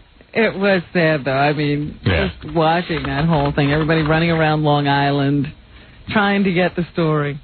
They were banging on Fred's door. They didn't know whose door to bang on. Open up, Fred. We know you're in there. Every reporter saying, Mary Jo refused to answer. Yeah, isn't that great? Poor woman's hiding in it. Listen, her husband was the one picked up. They're busy with her. Yeah. Attacking her house. That should be against the law. And then Dominic and Joey coming in on the plane. Joey Buttafuoco has just arrived from Los Angeles, and it was like a scene right out of the movies. He was swamped by reporters at the airport. Well, Dominic and Joey called my house, and I heard Joey on the phone going, I couldn't get out of the airport. You should have seen it. But then, of course, I couldn't believe I was answering all the questions. Of course, Joey sat back with a scowl on his face, and Dominic answered all the questions. Yeah, Joey's sitting there like, hey, this is all a big misunderstanding. You don't understand. You see, I was just kidding. And then Dominic was like, I will answer the questions. Apparently, in the paper, it says that the Post talked to Joey. It looks like from the plane or something. I don't know. And they said he was saying that he was... sorry, I deeply regret any pain or hurt or embarrassment that I caused Mary Jo or my children. Buttafuoco told the Post from the plane, so they obviously got to him on the plane. Yeah, they're probably traveling with him. Anyway. He said, I've had a lot of time to think about a lot of things. I want to start dealing with this issue. Where did he have a lot of time? I guess on the plane. Oh. Yeah, it's kind of boring on those planes. You have to think about yourself. But what issues is he talking about that he needs to start dealing with? It's a little late for any issue. What are you waiting for? He is accused of allegedly offering a Hollywood vice cop $30 for sex. Was she hot? They don't have a description of her here in the paper. Yeah. But they also say that Joey didn't have the cash on him and was offering a wristwatch for services rendered. But, again, all I can say is that he has a meeting with his parole officer today. Well, that should be a good meeting. Hope it's not a woman. Hope it's not a woman is right. And so that's Meanwhile, he does have an agent who says he has a 10-episode deal for a TV series. Yes, that's true. Hey, I don't get something. Well, I got a rate to get a TV series. And that he's been offered another movie role. And he's, the phone was ringing off the hook yesterday after this latest big media blitz. Well, Dominic's now shopping a book for $100,000. He's just his lawyer. So Joey is bigger than Cato, they're saying now in the newspaper, even though he doesn't have... he doesn't get the power invites that Cato Kalin does. Because Joey has staying power. Hey, you know what? I'll tell you something. I was reading Joey's itinerary out in California. What he apparently does is he'll go to different parties. Like models have parties or celebrities have parties. Oh, there's openings, premieres. Yeah, and he goes, and a lot of them he gets thrown out of. Did you read this? I'm being serious. It's true. A lot of them he just shows up and they'll recognize him, and some people let him in. Somebody will let him in. And listen, a lot of times they don't let him in, which is he's not embarrassed. You don't care. And but he pulls right up in the limo. Yeah. And gets out and walks up to the door and gets thrown out. You know what he does? Yeah. It's the classic. That's how he got in the Academy Award. Take shots at the goal. Right. He shows up at 10 parties, he'll get into 5 of them. Yeah, but why is it so important to him to be at a party? That's what he does. They say he's been out in Los Angeles trying to get into show business. Well, I read a Cindy Adams column where she said that Cindy Adams was at a party and Joey was there. And George Clooney, I don't know who George Clooney is. He's the guy from ER. Okay, he evidently wanted a picture with Joey Buttafuoco, according to Cindy, really bad. Mm-hmm. So he said to Cindy, can you arrange a photo op with Joey Buttafuoco over there? I mean, he could have just walked over and taken a picture. Right, what's the big deal? Oh, hey, he's sensitive. Joey's a big star. So he went over and he got the picture taken and was like really, he was beside himself. I mean, so... I guess these people admire Joey for I don't know what. Well, your book party when Joey showed up, he was surrounded by like big muscular boxers and bodyguards. Mm-hmm. So something's going on there. I guess so. There's an appeal. He has a certain charisma, as they say. If he becomes a serial killer, he'll get an Oscar. I predict it'll be the greatest triumph of his life. Hey, let's take a break, Robin. When we come back, let's do more news. Let's talk about the O.J. juror who's been booted. I'd like to know more information if you have some. Thank you. You're listening to The Howard Stern Show. 97.1 The Eagle. Howard, Harley, and Pure Talk. 97.1 The Eagle. We're back with The Howard Stern Show. Right. Robin, we're in the news. We're talking about O.J. and a juror has been dismissed. Yes, but before I get to that, I have a report here that says from Pale, Bosnia. In a new show of defiance, Bosnian Serbs are showing 2 UN soldiers chained to a pillar and a door in an ammunition dump near the Serb headquarters. The report says that the soldiers will not be harmed unless there are renewed airstrikes. The chaining of the UN monitors is a Serb response to a second NATO attack on the ammunition dump. So they're playing hardball over there. They take people and just chain them to buildings. Now bomb us, they say. I don't mean to sound shallow about this, but is it a pool day today? Oh, what it temperature? Is not a pool day. Is it still raining? It is too cool and it's rainy. Is it really raining right now? I don't know. Is it a pool day? Oh, you. I feel bad for everyone, but, I mean, I feel bad, but... Sure, I know. Take some time out, why don't you? But I was just hoping to catch a tan. Well, an 8th juror is being let go in this O.J. Simpson trial. There was a long meeting yesterday about the juror. They say Marsha Clark almost came to tears trying to keep this person on the jury. I guess Johnny Cochran would term that hysterical behavior. The juror replacement was slated to be picked at random today from a pool of 4 blacks and 1 white. That is what remains of the alternates left on the jury. And I guess we'll have an announcement today of who that new juror will be and what happened to the old juror. There are reports today that the juror was working on a book. Now, listening to experts, there is nothing Judge Ito really can do about someone writing a book about the trial while the trial is going on. What they will do is admonish them not to draw any conclusions or try to force any conclusions. Don't they know that everyone on that jury is going to write a book? I mean, come on. Duh. Right. They still also have not made any decision on whether the statement O.J. gave to the police on tape will be admissible in front of the jury. Lab official Colin Yamauchi. What? Yeah. A criminalist for the Los Angeles Police Department made a mistake on the stand the other day when he said he wasn't looking for an O.J. connection in the murders because he had heard on the news that O.J. had an airtight alibi. So can they play the tape? Judge Ito hasn't determined. The lawyers on both sides filed their briefs yesterday. Briefs. Nothing brief about them. The defense says because there was an sort of reference made to O.J.'s statements, that they need to have the right to play the tape because it'll leave some kind of prejudice in the jury's mind about statements O.J. might have made to the police, and they want to show how cooperative he was and that he wasn't trying to hide anything, while the prosecution feels that this would be an attempt by O.J.'s team to get O.J.'s testimony before the jury without their being able to cross-examine him. Don't change the jury.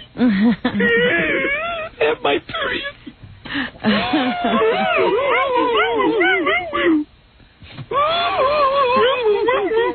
The playoffs continue, and I don't think the Knicks would have done very well against the Magic because Indiana certainly can't do anything with them, and the Knicks had trouble winning 3 games against them. Yeah, apparently the Shaquille O'Neal is the new Michael Jordan. Whatever they do, the Shaq manages to do something better. He's making the big plays, as they say. Here's Reggie Miller of the Indiana Pacers. Marshall Clark's upset about that, too. Saying that now that they're down by 2, game number 3 is going to be big for them, because if they can't win game number 3, it's probably all over but the shouting. This is Reggie Miller? Mm-hmm.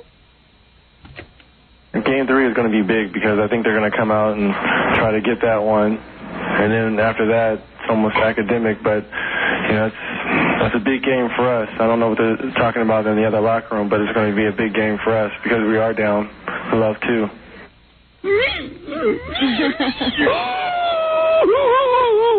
I'm a professional, but I am a vagina.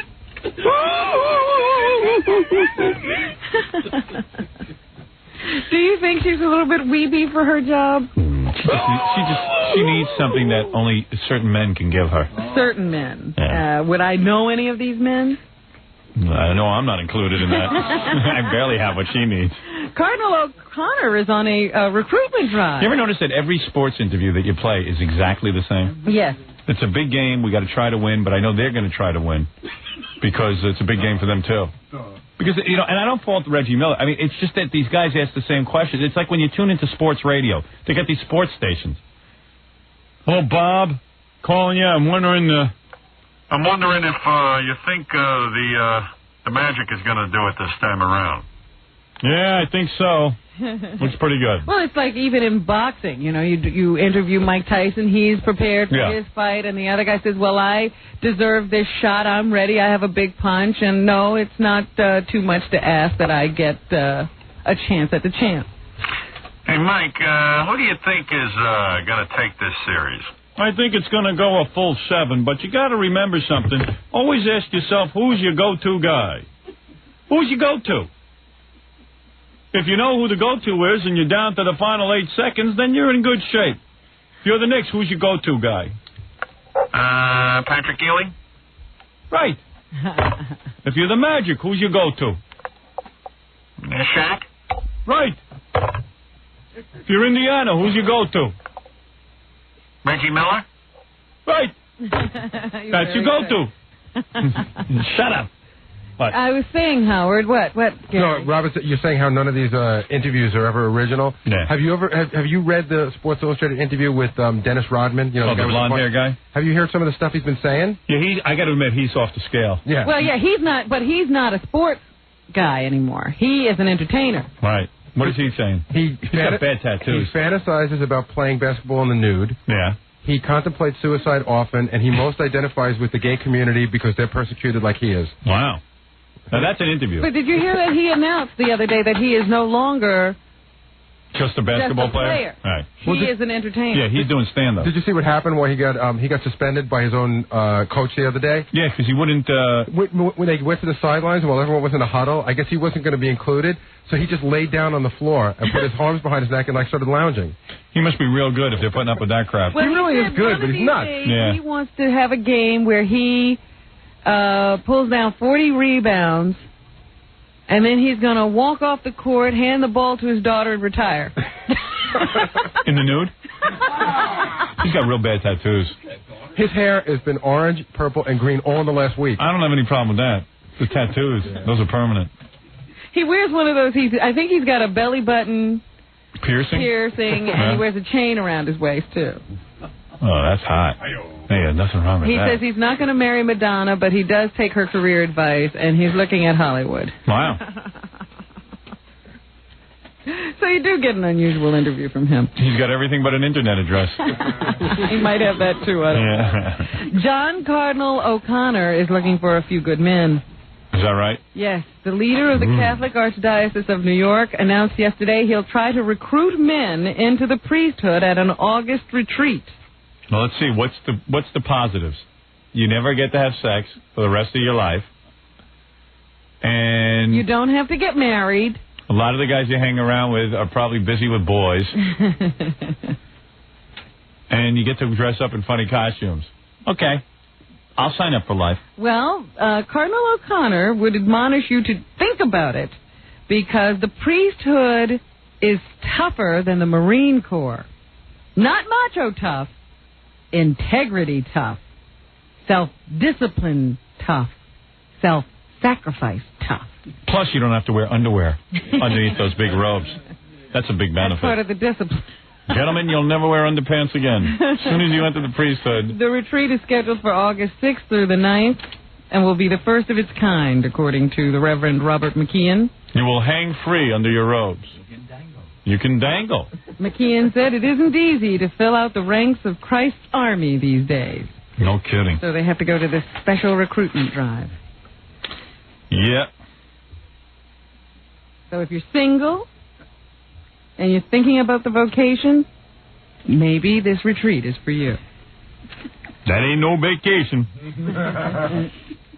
All right, let's take a break. We'll come back. We'll finish up the news for you and then get the hell out of here and start our 3-day weekend right after these words. More to come when the Howard Stern Show returns in a moment. 97.1 The Eagle. Let's return to the Howard Stern Show.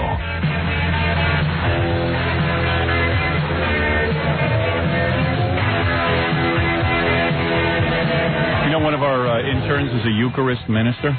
No. Did you know that? First of all, what is Eucharist? Eucharist in Catholicism is, you know, the wafer, you know, you're taking communion. Mm-hmm.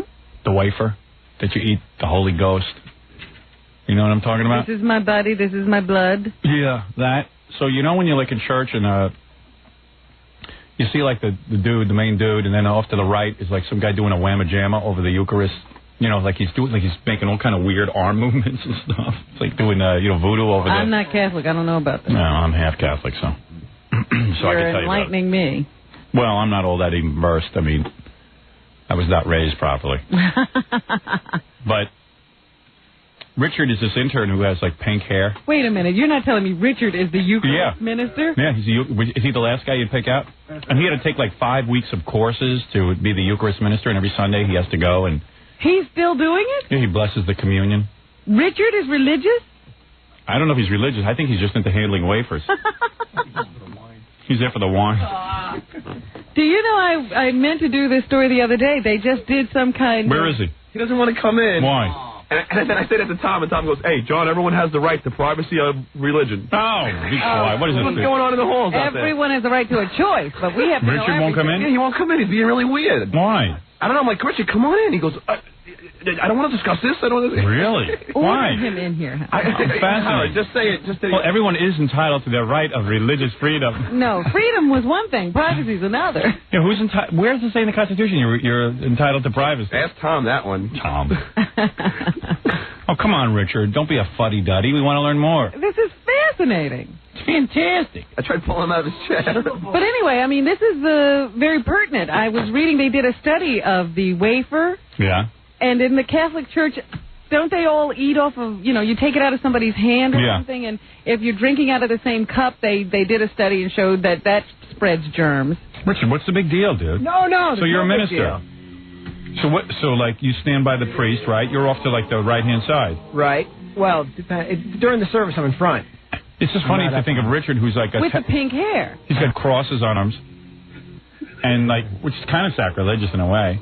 No, I actually have the Sacred Heart on my arm, so that's sort of religious. Yeah, and then you get the red hair. I mean, not even red. It's like every day it's a different color. Yeah. I mean, you're not exactly a model citizen.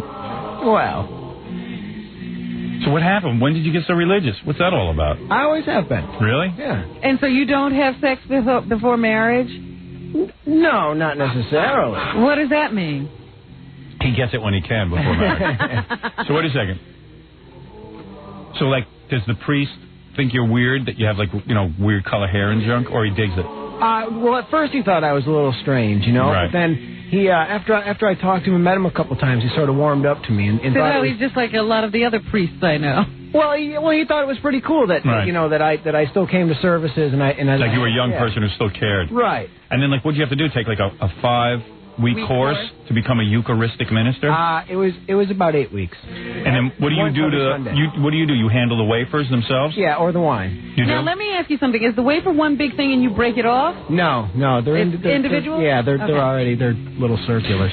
So like what do you say? Like what do you do? Because I always see guys doing weird hand movements over the wafers.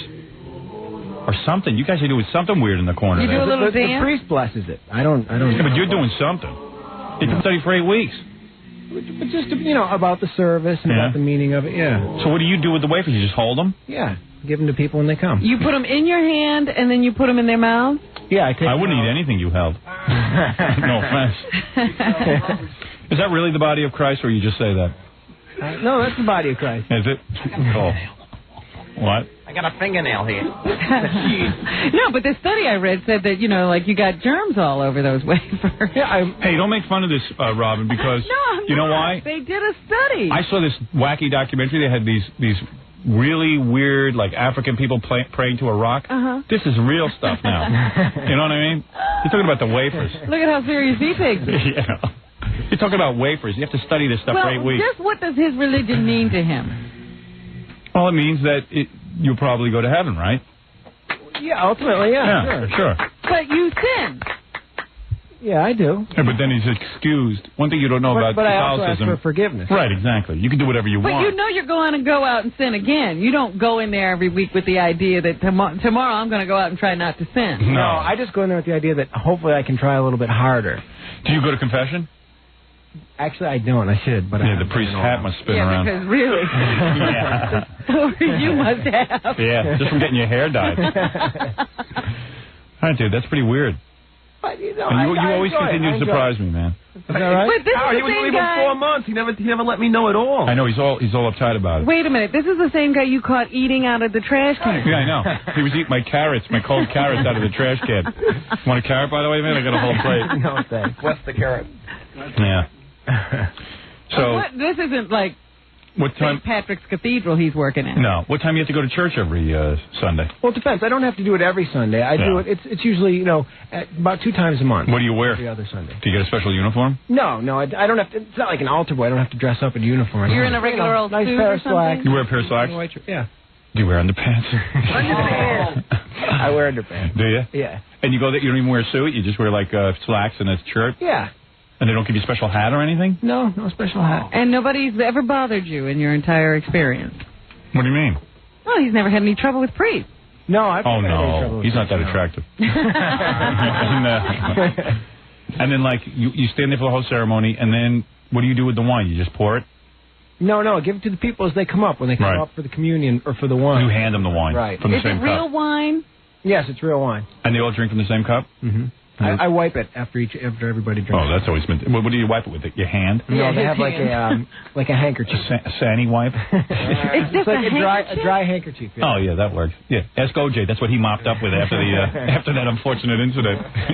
I'll use this dry handkerchief. That's what they use in church. Happens. Cool.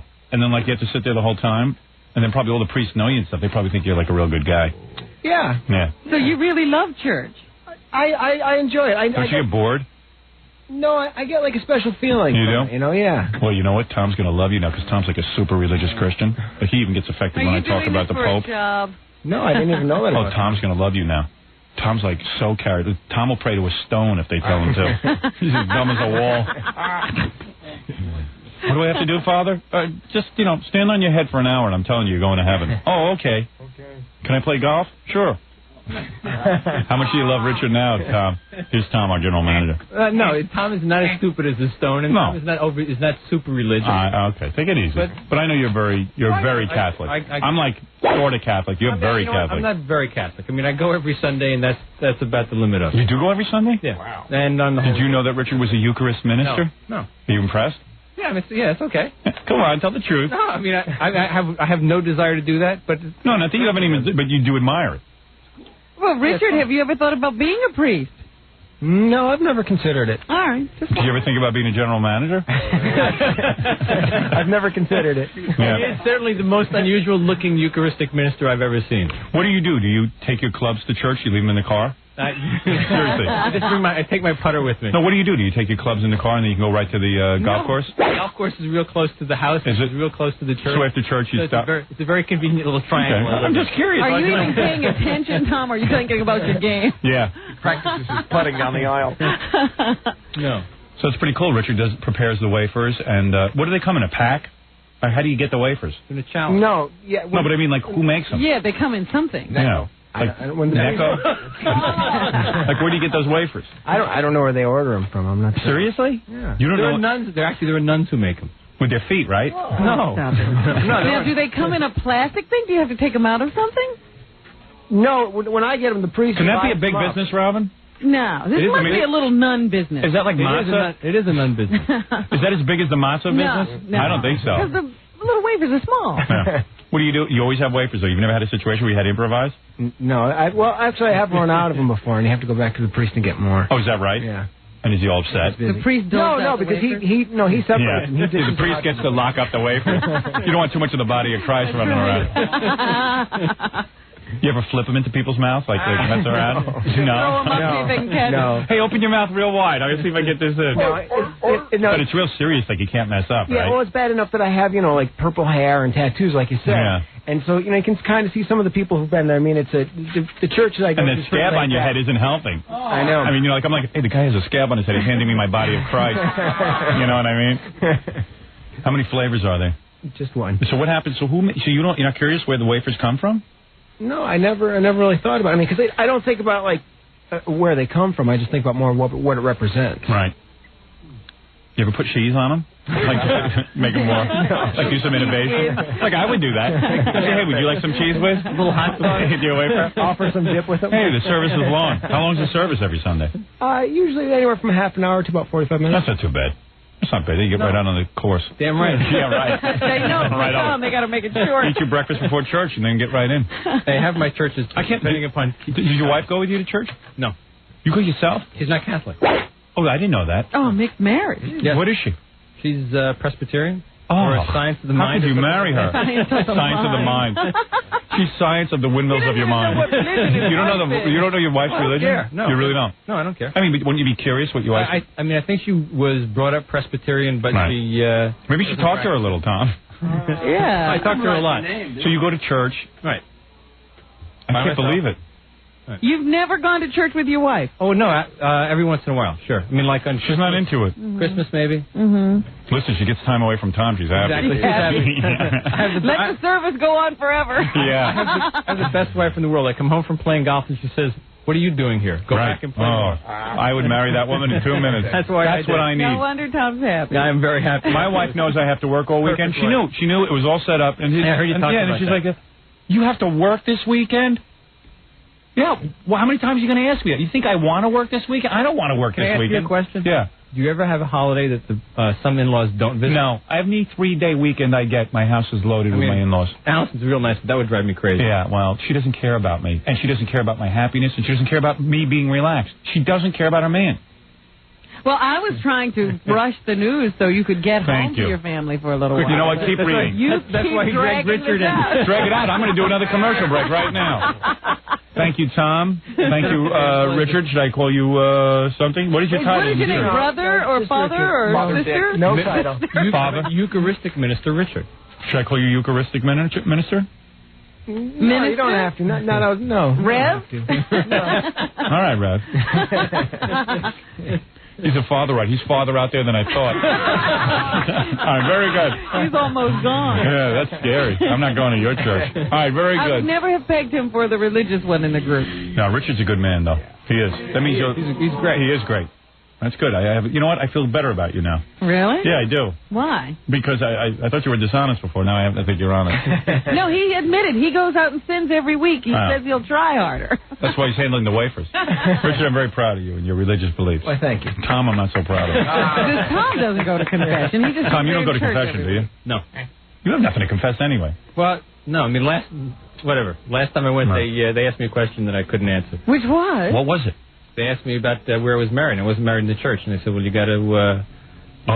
You're a heathen. You got to be married in the church, and I said, "I'm not going to do that." And then that was it. Yeah. Wow. That was it for confession. Father, forgive me, I bogeyed 2 holes last week.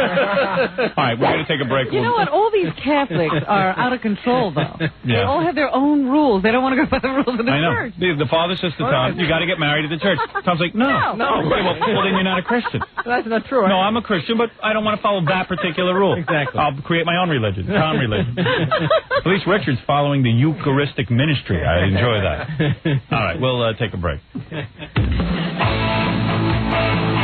You're listening to The Howard Stern Show. 97.1 The Eagle. Howard, Harley, and Fuel Clock. 97.1 The Eagle. It's The Howard Stern Show. Here's Howard. Oh, I wish I could play guitar like this. Oh, it would sound so good. The great legend Leslie West. Listen to him play. You wouldn't know he couldn't get aroused on his own. You would never know. You would never know. Sounds like he's aroused all the time. He's one of the world's greatest guitar players. He really is.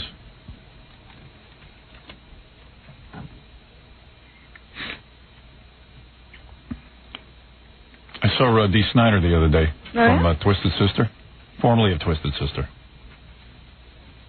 He was coming into my house. I was leaving, so I didn't get to talk to him. I got to call him. What's he doing coming into your house as you're leaving? I don't know. I was leaving, and he was pulling in. He was just dropping by to say hello. I hadn't seen him in a while, but I was taking my daughter to the movies, so I didn't get to talk to him. All right, you want the truth? He was selling Amway, okay? Oh. All right? What, do you have to embarrass the guy? You're avoiding him. No. No, I was actually leaving, so I didn't get to speak to him. But what did he do? He left, too. Oh. I think. Either that, I don't know. I came home, the refrigerator was empty. I told him, rake the yard. I'll be back in 2 hours. It's so sick. No, but I got to call D. He's up to something. So he's up to something. All right. It would be nice to hear from him. I know he got an invitation to my book party. He can't be seen in public. But he got it late. Oh, he did? A lot of people had that happen, yeah. So he didn't know. He called to give his regrets. It's funny. You go late to your book appearances, and then you even sent out late. I don't go late to my book appearances. Stop that. Cleveland, you'll be on time? I will definitely be on time. All right. Well, there's going to be a lot of people. And I want you to know that I documented the time of arrival at the Paramus book signing. You know why? 26. I put a time machine there, one of those clocks. You have to punch in when you go. All right, Robin. That was early. Come on, come on. You said there was a couple more stories. Yes, the guy who jumped over the fence at the White House the other day, his father now says that Leland Mojeski probably was driven to do whatever he did by the drug Prozac. Yes, a lot of people having a problem with that drug. He said his son's mental state may have nosedived after stopping taking that drug. That this was activity totally uncharacteristic to his son. Jackie, all the drugs you take, you ever have a problem afterwards? No, sir. No. There you go. There's the prosecution. There's a witness for the prosecution. His father must be pretty upset. He's a retired Marine lieutenant colonel. Hey, Fred, you must be on that Prozac. I am. Yes. Just don't stop, Fred, if you do take it. Yeah. What happens? They try to get off it, and that's the problem. Yeah, there must be some strange side effects once you stop taking it or something. According to this former lieutenant colonel, who now has a son who's accused of trying to jump the fence at the White House, carrying an unloaded gun. Yeah, well, they said that he got fired from his pizza job. Yeah. He was first they said he's very intelligent. Then he said that he has trouble delivering a pizza. So I don't know. How do you equate those two? Then he goes to kill the president. He forgets his bullets. And they tell him he's a brilliant guy. Leland's father, however, did say he hasn't spoken to his son in 18 months, so he doesn't know what condition he was in. For the first time last year, his son failed to visit at Christmas. A month earlier, he had been fired from a Pizza Hut delivery job. Pizza Hut? Yes, so it's even worse. It wasn't even good pizza. Oh, man. Why would somebody phone for that? If you were going to... Let me ask you a question. You've tasted Pizza Hut pizza. Yes. It's like a cardboard with some sauce on it. If you were going to order pizza in, wouldn't you order from a pizzeria? Yeah. Why would you order Pizza Hut? Comes with a Prozac topping. I don't know, but... I'd rather eat a napkin with sauce on it. Really, you'd be better off eating the box. I could see maybe going to Pizza Hut if that was your last resort and you're out. There was nothing else around. Everything else was closed. You're out there and you're hungry. Right. But to actually call them, no wonder the guy had a problem with his job. Of course, Robin. It's all becoming clear now. Right. I see in the newspaper section, the movie section of the newspaper today, that they have an ad here for Braveheart, the new Mel Gibson movie he both stars in and he directed it. It says now you saw this movie. That it's one of the most spectacular entertainments in years. Now you saw it. You were raving about it. This is from Karen James of the New York Times, and I have to concur. 4 stars from Mike Clark of USA Today. What is this movie about? Don't go into the whole thing. It's about some guy from Scotland back in the 1300s. Poofa. So it's war before they used guns. That's kind of fun. Did they do karate? No karate. Just great hand-to-hand combat. Is it good? Incredible. And it's a good story? An incredible story about an incredible man. Kept me on the edge of my seat the entire time. I really enjoyed it, and I didn't expect to. Is it better than Fritz the Cat? Oh, much better than Fritz the Cat. I love that movie. I love historical dramas anyway, so... You know, the last movie you said was really good was Last Action Hero. Is it as good as that? No. I have redeemed myself since Last Action Hero. So what do they do when they fight? I highly recommend Braveheart. They use bows and arrows. They don't throw rocks? They use swords. They throw rocks. Oh, they don't? Yeah, they do all that stuff. They burn you. They do all kinds of crazy junk. I can't believe that men used to fight war this way. It's amazing. Sounds boring. It sounds boring, but it's not. Do they make fun of each other's mothers? The other thing about it is that Mel Gibson's not just a pretty boy. He really can direct movies. Oh, yes. Absolutely. I always knew he had it. This is some unbelievable work of art. Kevin Costner's banging his head against the wall somewhere. Yeah, because those previews for Waterworld, I'm with the rest of the guys. It's a big mistake. Kevin Costner's like, God damn it, these gills cost $5 million. There are no gills. They don't learn to live underwater. Oh, they don't? They're floating around on top of it. Oh. It's Road Warrior in a boat. Oh, my goodness. Oh, my. Oh, my. I don't know what he's talking about. He had to create this whole new world. All he had to do was get in a big Harrow swimming pool. All right, what else? Anyway, Johnny Mnemonic, the new... Johnny Mnemonic. Keanu Reeves is opening today as well. I have a little clip for you. All right, I'd like to hear that. Not well reviewed today, getting 1 star. I'm not interested in that movie. For some reason, I don't have any desire to see it. Yeah, he's playing some kind of a computer. Yeah. And they put some information in his head, and then I guess everybody's after him. Yeah. So here's some of this great new movie. When the counter approaches 0, click on 3 frames off the TV. Bill and Ted goes mnemonic. Any 3. They'll meld with the data and I won't know what they are. That's the download code. He's going to spend the rest of his life trying to figure out why speed worked. And this didn't. Yeah. You get a hard copy. You fax 1 copy to your connection on the other side. When I get there, we feed in the code and download. Understand? No. Not at all. Who would understand that? I understand I want my $7 back. Upload begins when you press here. It's like working at Pizza Hut. Hit me.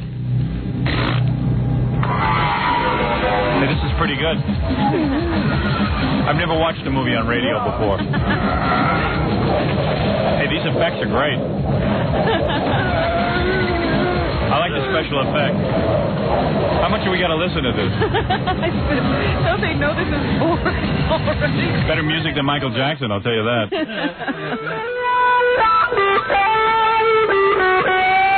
That's Michael Jackson. Michael Jackson. Oh, okay. You were talking about this a little earlier. The studio was Paramount Pictures that put out Forrest Gump and now says after the movie made $657 million at the box office that they haven't received any net profits yet. Yeah, the writer of the movie says he's entitled to 3% of Forrest Gump, but it turns out the writer is Forrest Gump. Well, it's the writer of the book, Forrest Gump. His name is Winston Groom. He must have written that book, but it must have been about himself. He asked for 3% of the net profits. There's no net profits in Hollywood. He's now suing the movie studios because he can't believe they can tell him there's no net profit to reap benefits from. But Mama said making a movie's like a box of chocolates. Same studio's coming to America, right?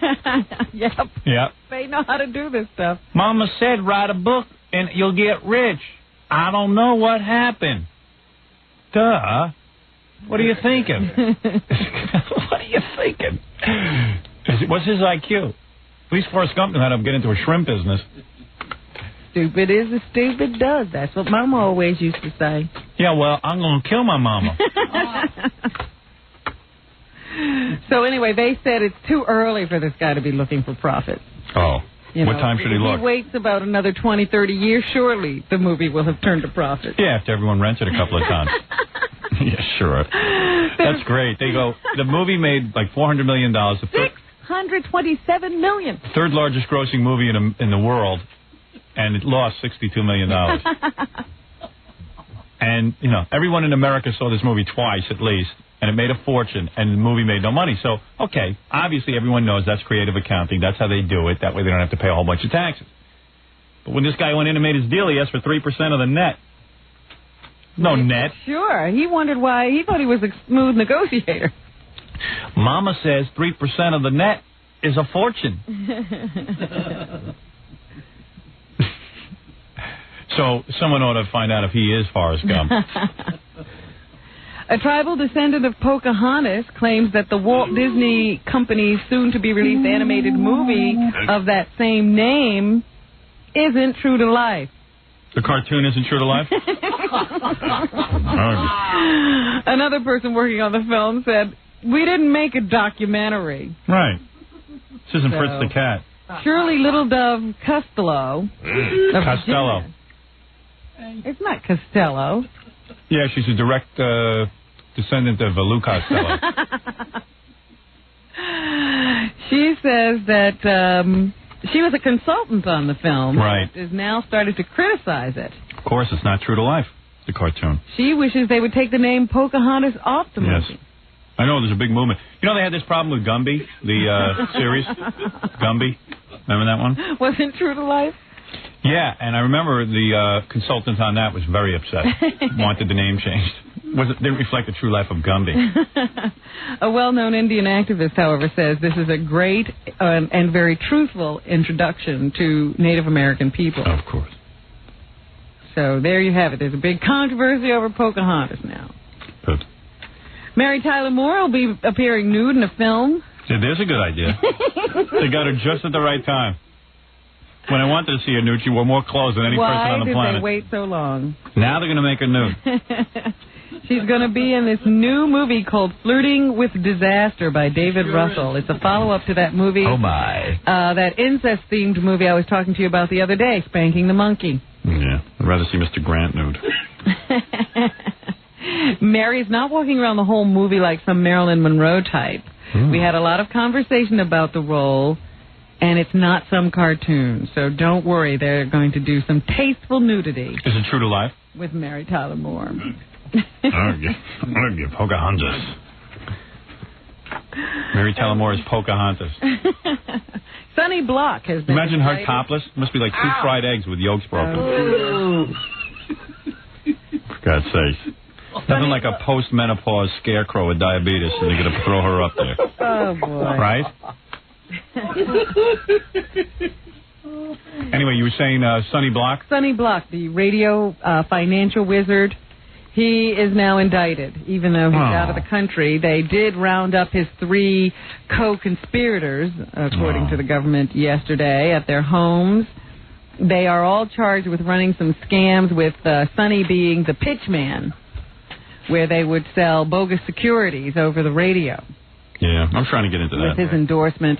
They don't know exactly where the money that they made has been stashed, but they say that Sonny finally started to get greedy and started running scams of his own. That's why the whole deal started to topple. They're now looking into other radio people's dealings to see if more of this stuff isn't going on. Yeah, let's hope they get something on Rush Limbaugh. Meanwhile, Sonny, of course, took off to the Dominican Republic. And according to him, they don't deport people for these kind of things, so that's why he's there. Not a bad idea. It's amazing how the guy relocated that quick and got his show up on here. He knew what was going on. The man is smart. Our satellite goes down one time, that's it. Can't get it back on for 3 weeks. Yeah, he's still on other stations. This guy not only got himself out of the country, but he didn't miss a beat. Right back on the satellite. He's doing it right from his house. And did you see that a radio psychic was fired by WOR AM, another New York station, after saying something about one of their other hosts, Joan Hamburg? This radio psychic was actually buying time on WOR. Right. And he lit up a cigarette in the studio the other night, and they said, aren't you worried that Joan Hamburg, one of their big stars, will complain about cigarette smoke in the studio? And the guy said, how come nobody complains that the microphones smell like Joan Hamburg's underwear? Oh! Sounds like a good show. The guy said he was only joking around and he didn't have anything against her. But that didn't stop the management of WOR from dumping the show. Yeah, well, WOR is such a happening station. It's funny, though, that a psychic wouldn't know that that kind of statement would get him in trouble. Yeah. Wasn't thinking, I guess. That's what a lot of psychics are like that. They can only predict certain for things. For other people? Yeah. Like... Yeah, ask them, so if you're so psychic, why don't you predict who's going to win the next race at Aqueduct? And they go, oh, no, we can't do that. Our powers only work for good. Oh, like it wouldn't be good to win a lot of money. No. I see. So how do your powers know what's good? Oh, I don't know. They just do. I see. You don't even understand your powers. I'm not in control of it. I get nervous. I get nervous when these guys can't find their keys. That's another thing. Oh, and did you see the little thing in Page 6 today about Jerry Seinfeld and his love, Shoshana Lonstein? They're working out a lot now that they're in town, and Jerry's on hiatus. Yeah. And they say that when they're working out, they do a lot of kissing and clenching on the Nautilus machines. Right on the Nautilus machine. No kidding. So it must be a good show they're putting on for everybody. Better than his comedy. That's what's happening. Thanks, Robin. We'll see you in Cleveland with Quivers of Life. When is that going to be? June 3rd. June 3rd is coming up very soon. Next week, yeah. And, of course, I've told you before that I'm going to be speaking at a benefit dinner for the Parkinson Foundation. A salute to Muhammad Ali on Thursday night next week at the Marriott Marquis. Yeah, I'm going to talk to you about that next week. But also, I'll give him a plug. On HBO, I saw a really good special on Sonny Liston. Did you see it? I missed it. Did you tape that? No, I just happened to watch it. I didn't know it was on. I meant to tape it. It's really good. I got to see that. They've had some good programs lately. Are they running that again? I'm sure. Believe me. I wouldn't be too nervous about not seeing it. If they get something decent, they run it to death. They usually run it again? Yeah, no, not again. 85 times. Every time I watch. But Quivers of Life, pick up the book. It'll make some good, with the 3-day weekend, you'll have time to read. It's not the kind of book you just read in a second. You got to really Well, absorb. thanks to that book, I'm going to get to speak in front of a group honoring Muhammad Ali. It's not exciting, Robin. Go see what that's all about. Pick up the book. Find out. And it will be good. Me, I'll be all weekend. I'll be over at Club Reebok watching Jerry Seinfeld and Shoshana Lonson. I'll be camped out in the hot tub to see if he hides a few toes while he's in the tub with her. You think he hides a few toes? I have no clue what Jerry's up to in public. Hey, here's a guy you got to, it's one thing to see Jackie live, but it's another thing to hear him on CD or cassette.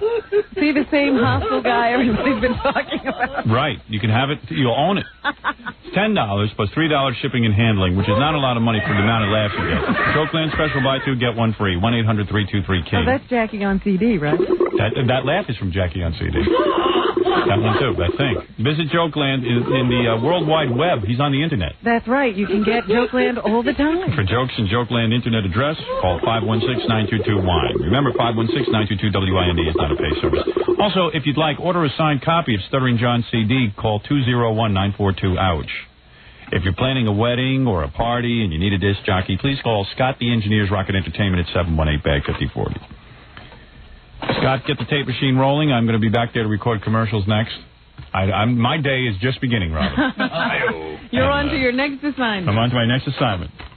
Just because we leave here doesn't mean I'm not going to get my fill of radio when we get off the air. And we will be back on Tuesday. We'll see you then. 97.1.